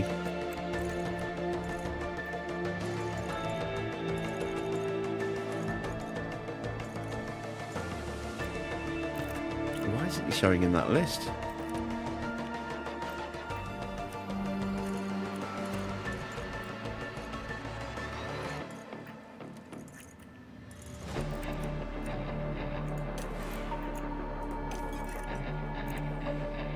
Yeah, Antonio Giovinazzi not showing up for some reason. I don't know why, but yeah, he will be joining us next season as well. So we have still, I think, saved money with the signing of Giovinazzi and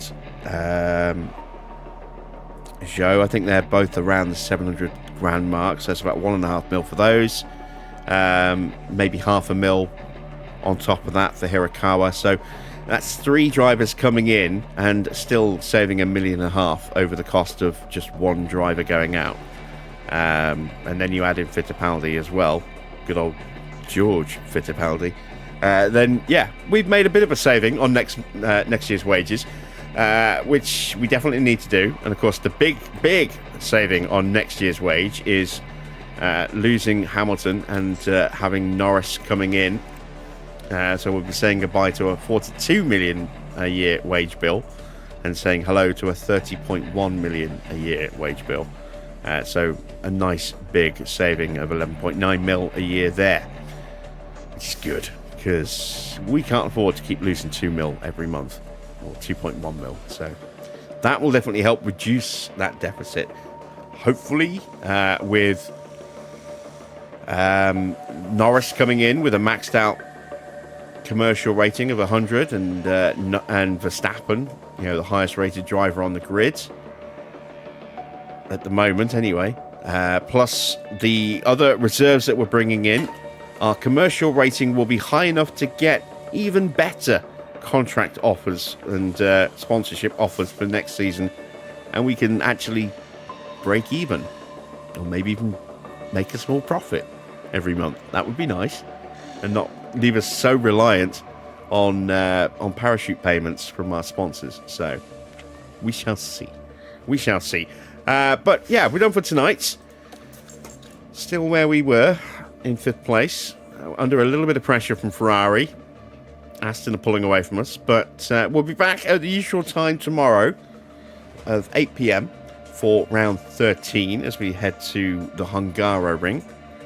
Hopefully I will see you there. If you've enjoyed tonight's stream, a thumbs up is always appreciated. A subscription as well, if you are not yet subscribed, goes a long way. And be sure to hit the bell for notifications on new videos and live streams. I will see you all tomorrow. Until then, that's it from me. Thanks for watching. I'm Jim Bob, and I'll be back with more F1 Manager very soon.